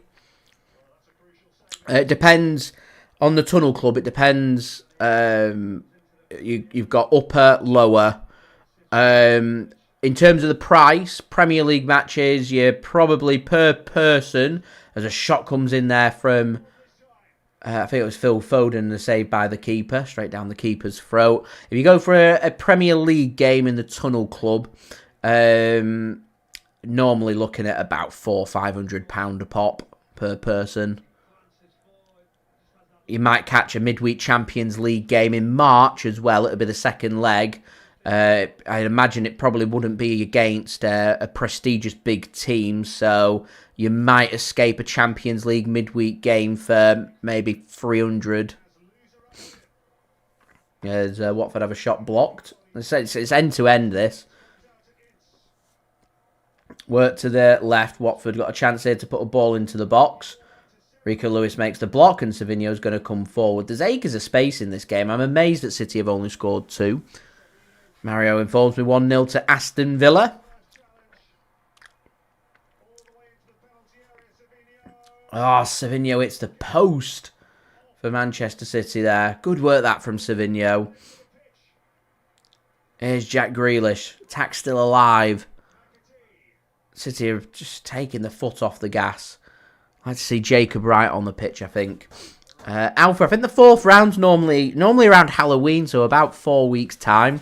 Have a look at the schedule for when we're not in action in the Champions League. I'll tell you when it will be. It will be, yeah, the day 29th, 30th, as McAtee has an effort just wide for City. So it'll be end of October. So it was Nico O'Reilly with the shot there, not McAtee. Just flashes it wide. So 18 minutes remaining here. Don't forget, leave a thumbs up. We're now 31 likes away from 100 likes. Do subscribe. Do check out today's video sponsor, SofaScore. Links and details, they are in the description. So last attempt that from Nico O'Reilly for the game. Goes real close. Had a pretty good game for City, I think. And he comes off. And we see youngster Jacob Wright come on for Manchester City, getting given just under 20 minutes here, plus whatever is to be added on, which is really good to see. And it's good to see a few young players just knocking around for Manchester City, trying to make use of their opportunity. Taylor says, the US is so big, I live in a larger city and we don't even have a pro men's team. We go on Tuesdays to watch the semi-pro women's. It is massive in certain areas. There's just nothing knocking around. I'm amazed that there's some states that don't have NFL teams.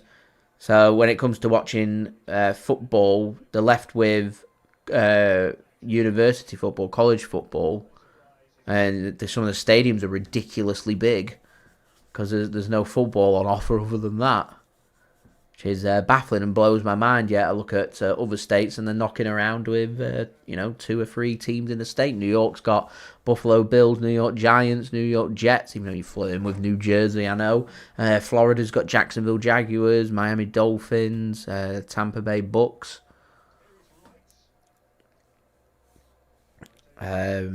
California obviously got the Niners, the Chargers, the Rams.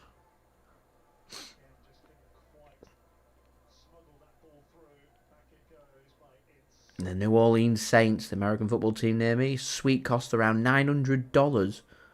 Is that per person? You've got a big difference between US prices and English prices when it comes to events. There's a big deal here at the moment, so we don't like paying over the odds. So it's not uncommon for, let's say, a big Champions League match. If City start charging £50 to £60, people won't be very happy about it.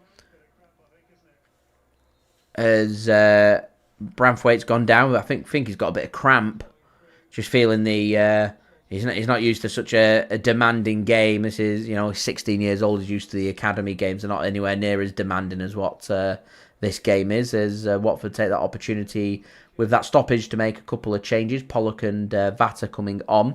Yeah, you can get like tickets anything over like £50, and people will be begrudge paying it. They won't be happy. The Inter Milan game for an adult and a child's ticket was pushing on to £100, and there were loads of empty seats inside the Etihad because people don't like it. Whereas in the US you can go and watch prestigious teams in any sport, and sometimes tickets can cost north of $100. But if you've not got any competition and nothing knocking around, people will pay it. If I was to go and watch, I support Miami Dolphins, so if I go over to Miami to watch a game, I'd be happy to pay maybe 3 times as much as what I would be happy to pay to watch a Manchester City game, which is crazy. Concert ticket prices here have gone through the roof. There was a big kickoff about the Oasis concert, about charging, what was it, £150 for a ticket. Yet people were saying you come to the US and watch Taylor Swift concerts, and it weren't uncommon for people to be paying $300 to $500 per ticket, and people were happy to pay it. So I think the US just works on supply and demand. Baseball tickets are very cheap because there's normally loads of empty seats. yeah, you know, like a prestigious NFL team that's doing very well, that's, you know, in the playoffs, for example, you're probably going to be expected to pay a few $100s, yet a team that's not doing very well, that's got maybe a really poor, let's say, like a 3-11 record, there's going to be loads of tickets available and for quite affordable prices. So all works on supply and demand, whereas City just set the price and, you know, the tickets go on sale and they sell out when they sell out, and, you know, sometimes they can be affordable, sometimes not. If you're just going to one game and you want the full Man City experience and you want hospitality, I can't recommend the Tunnel Club enough. It's the best. You know, all the food's gorgeous, unlimited drinks, can really enjoy and kick back, and, you know, cracking pictures, a great view, comfortable seats. You'll leave the Etihad saying, you know, this has been a brilliant experience regardless of the result. So that's why I'd recommend hospitality. If you're only doing it as a one-off, treat yourself.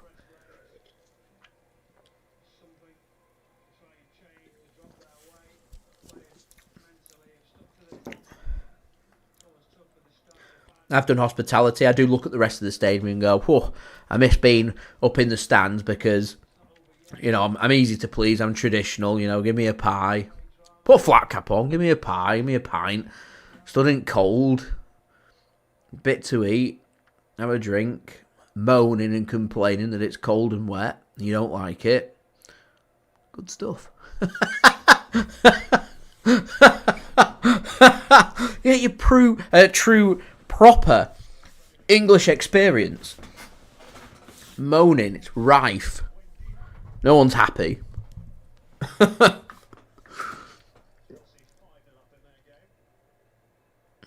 That's ridiculous, what Taylor's saying about the Taylor Swift concert tickets. It is crazy expensive.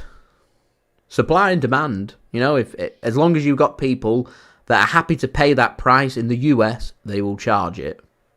And people will pay it. Julia says 15th of March, you got City taking on Brighton. The hospitality for it might already be on sale.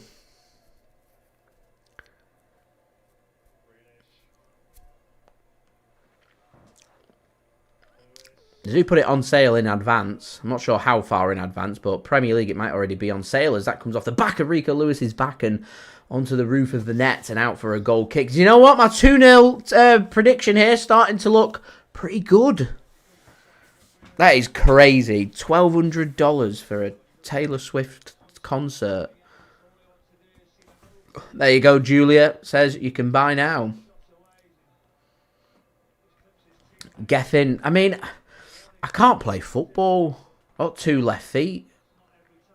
Can't even kick a ball straight. I'm rubbish. I'd do about 2 minutes. I'd huff, I'd signal to the bench, cramp. I need to come off now. When do I get paid? First question, when's payday?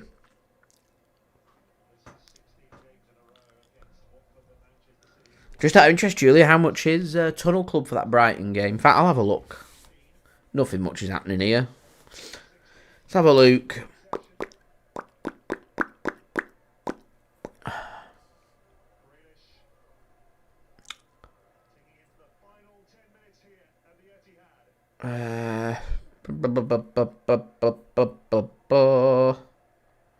Explore our hospitality.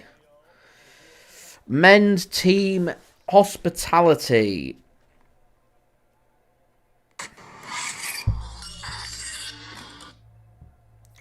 We will turn that down. Alright, let's have a look. Tunnel Club.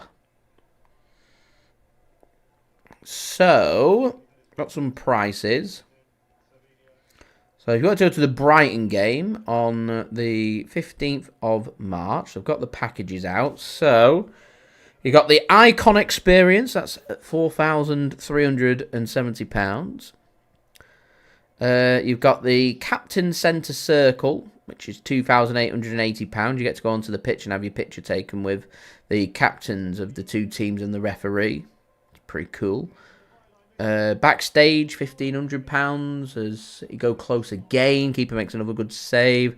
Tunnel Club, VVIP, that's £1,900. Platinum Box, £950 a person, but you need to fill out the 20 people. Platinum Box again, 10-seater, £950 per person, but you need to fill out the 10 spots, so £9,500. Tunnel Club Premier is £980, so that seats you downstairs. I sat upstairs on mine. The Chairman's Club's £700. Mancunian, which is a padded seat on the halfway line, food and live music in the suite. Apparently pretty good. That's £500. The back four's £450. £400 for the citizens, £350 for the legends. You've got £325 for the campus hospitality, £325 for the media zone, £310 for the 1894 club bar. That looked pretty good, actually. I walked past it the other day.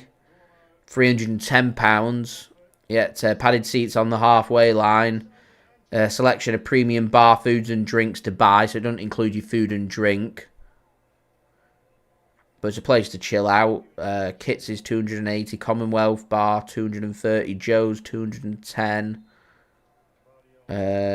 Tasked off-site. If you want to try Pep Guardiola's restaurant as well. Doesn't look like they've got Tunnel Club lower.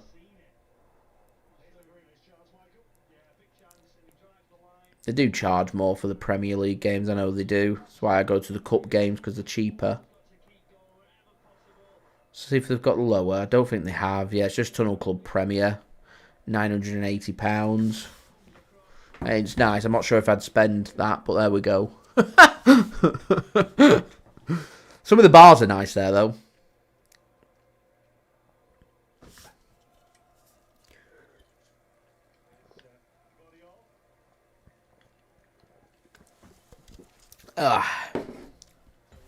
Right, we're just 28 likes off 100 likes. Any help towards that would be great. Do subscribe. And do check out today's video sponsor, SofaScore. Links and details there in the description. Just 6.5 minutes remaining here. It's been a pretty comfortable night for City at the Etihad.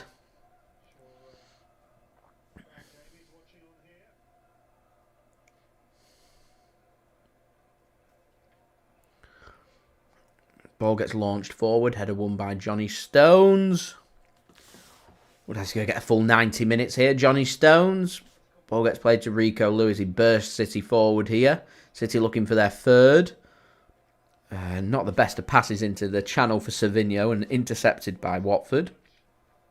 A good sliding interception and knocking it about. They've not looked too shabby, Watford, considering it's a rotated team. They've not looked bad at all. They've had opportunities to score. They're just not taking their opportunities. And in the end, it's just been a bit too comfortable for City. Not really needed to break a sweat or come out of second gear. I thought first half City looked far better than they did in the second half. Second half, it's just been City coasting and maybe preserving a little bit of energy for some of their players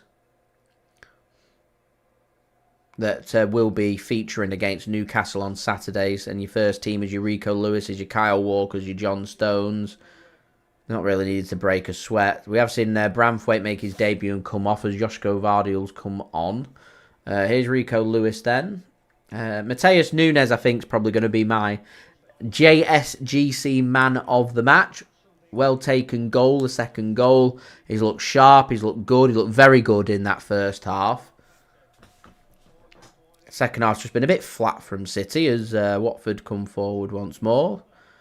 There's an interception. I thought it did come in, it hasn't. And towards the edge of the penalty area and a shot comes in. That's a lovely goal!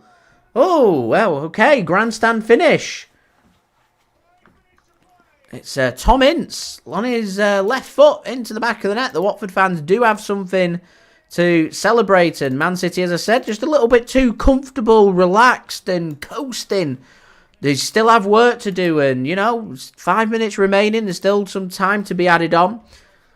No extra time, straight to penalties. Watford may as well chuck the kitchen sink at this. And Man City now have something to think about. But that's a lovely Lovely goal.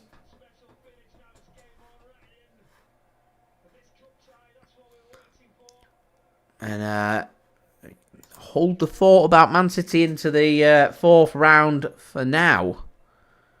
A little bit of work for City to do. It's a good finish from Tom Ince, the son of Paul Ince, and Kyle Walker has the ball now for Manchester City. Taylor says he's got plans to go to the Etihad, Old Trafford, Anfield, and either the Emirates or Craven Cottage. Craven Cottage is a good shout. It's a proper traditional ground. Opening up that big stand on the River Thames. Savinho doesn't link up, and Watford can think about the counter-attack. They've threatened on the counter-attack 2 or 3 times. I'd probably argue that Watford are, unlucky not to have scored a goal. And not the best of touches from Watford, but they still found the pass into the channel, squaring it across. So you need to be careful here. They need to be careful. And that just runs out of play, takes all momentum away, and that's a goal kick. It might well be the first goal that Watford have scored at the Etihad, because they always seem to lose and lose big.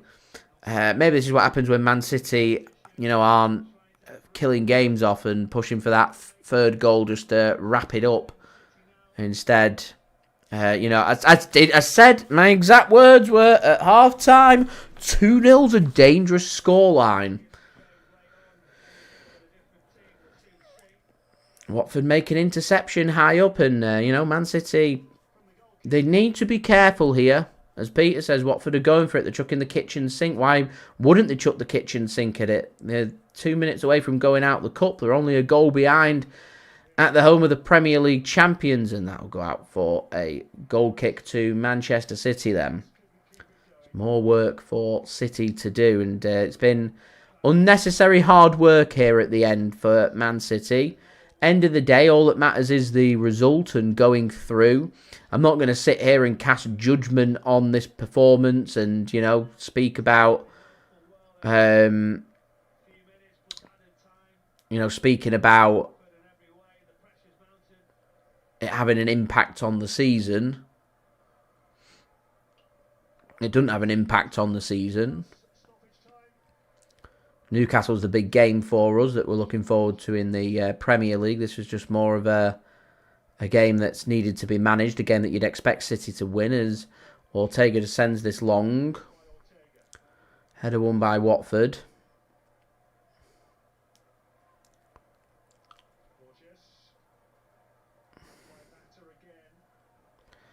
City make the interception here. Here is Foden, finds Savinho. Can City get that 2-goal cushion back once more? Savinho with the shot, and block comes in from Watford, and they can get the header in as well. Won back really well by Jacob Wright. Less than a minute remaining. Geffen says, considering going to the Swansea v Leeds game, but will be in the Swansea side, and he's a Leeds fan. I went to Swansea a few weeks back. It's a trek and a half from the north of England to get down to Swansea.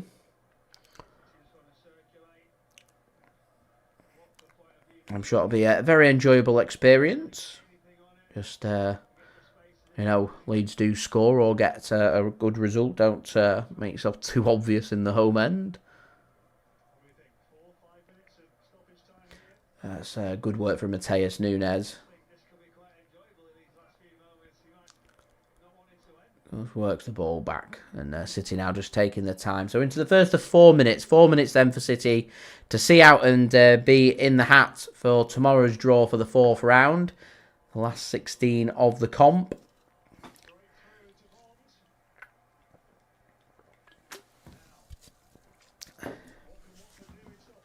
Let's see.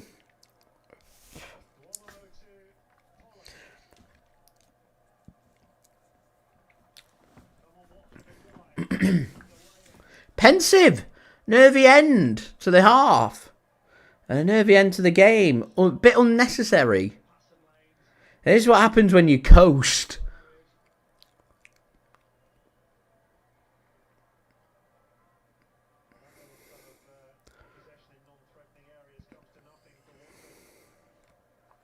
Ortega just plays a pass to Rico Lewis.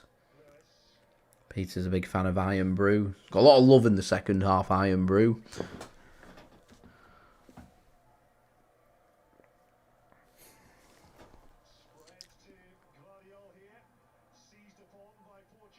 Oh, that's a hit from Grealish, and it's a free kick given to Watford.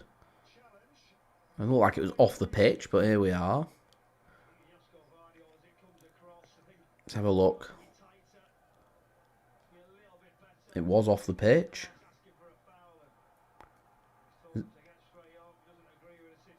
I don't get how he's given a free kick there.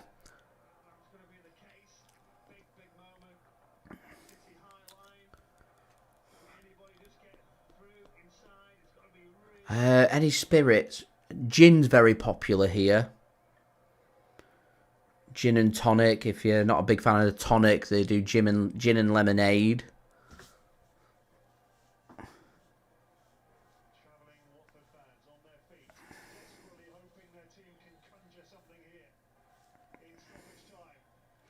Ball comes in and Jack Grealish gets a sliding interception in, and City should keep that in. McAtee can't get the clearance, but does get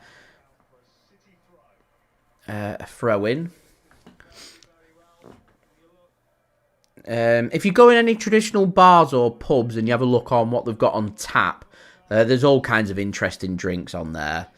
Quite a lot of pubs will just have your generic imported beers and things. You know, your traditional, your Stella Artois, your Heinekens, your Amstels, your Carling and things. But if you do a bit of hunting around, you'll find some really good locally crafted drinks. You just have to do a bit of research on the pubs. If you like cocktails and things, Manchester's full of cocktail bars. There's loads of good options. Mixed's got quite a few vlogs on his channel that you can go and check out. As Peter says, you got gin, you got Jack Daniels and Coke, whiskey and Coke, rum and Coke.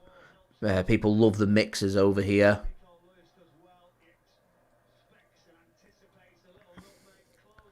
So free kick given to City, and that should seal the deal and send City through to the fourth round. I imagine Ortega's just going to send this long. He'll be a bit disappointed, Ortega, to have lost his clean sheet. I'm disappointed for him. I don't think it's been City's best defensive display this season. I think there's lessons to be learnt. It's enough to get the job done. It's enough to go through. We've had 48 hours of recovery and prep for this game. You get the job done. You go through. As Watford, last chance here. Defended out by Josko Gvardiol, and Ortega can whack that clear for Manchester City.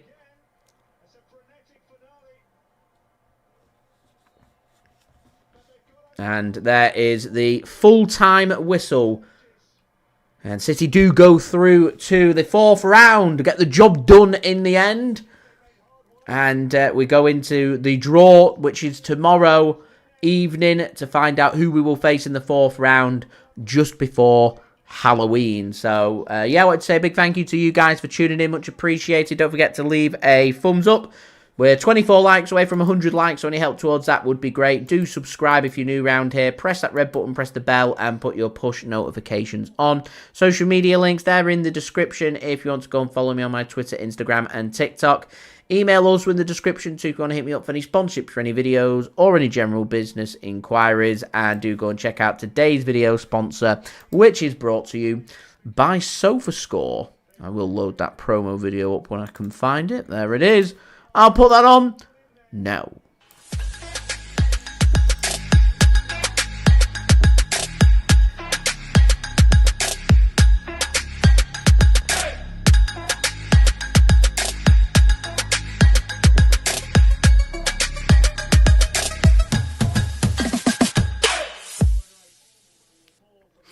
And I want to say a big thank you to SofaScore for sponsoring this video. Do go and check them out. Links and details there in the description. Thank you, everybody, for interacting with me today. It is much appreciated. We'll be back again on Saturday, 12 p.m. BST, for that game against Newcastle United in the Premier League away from home. Going to be a big game, a very important game. So I will see you guys for that. Taylor, yeah, if you... I mean, I've got a few recommendations. If you want dirt cheap, there's a place called Wetherspoons. They're dotted everywhere across the UK. They've got all kinds of selections available. They charge a cheaper price because they bring the drinks in on a cheaper price, because they bring bottom of the barrel stuff, the drinks that not that nobody wants, but the big companies aren't buying them because they're not top of the barrel stuff. So they bring it in. They've got an array of selection and they charge really affordable prices that Brits seem to love. If you do your research about different bars and pubs and stuff, you'll find loads of local stuff knocking around. I'm not a big lager fan. I'm not a real pale ale fan, so I can't comment on that. More of a cider connoisseur myself. There's loads of really nice ciders knocking around based in the UK. You've got your Hereford ciders. You've got Somerset-based ciders. You've got your Suffolk-based ciders and things that are all knocking around. I love my Aspel ciders. That's a really nice cider that you can't pick up really anywhere else other than the UK. You've got loads of fruit-based ciders and everything as well. So yeah, do go and check that out, and next time you're around, come and join us on a live stream, as it was nice to chat, and it was nice to chat with everybody else as well. Yeah, all done and dusted, ready for Newcastle. Bring it on, job done, win's a win, into the fourth round, on we go. So thank you everybody for tuning in, much appreciated. Have a wonderful rest of your evening, guys. I'm going to get my review video out within the next hour or so for you guys to enjoy, and do go and check it out. Taylor, I'll put it in the chat. It's called Aspel Cider, one of my favourites.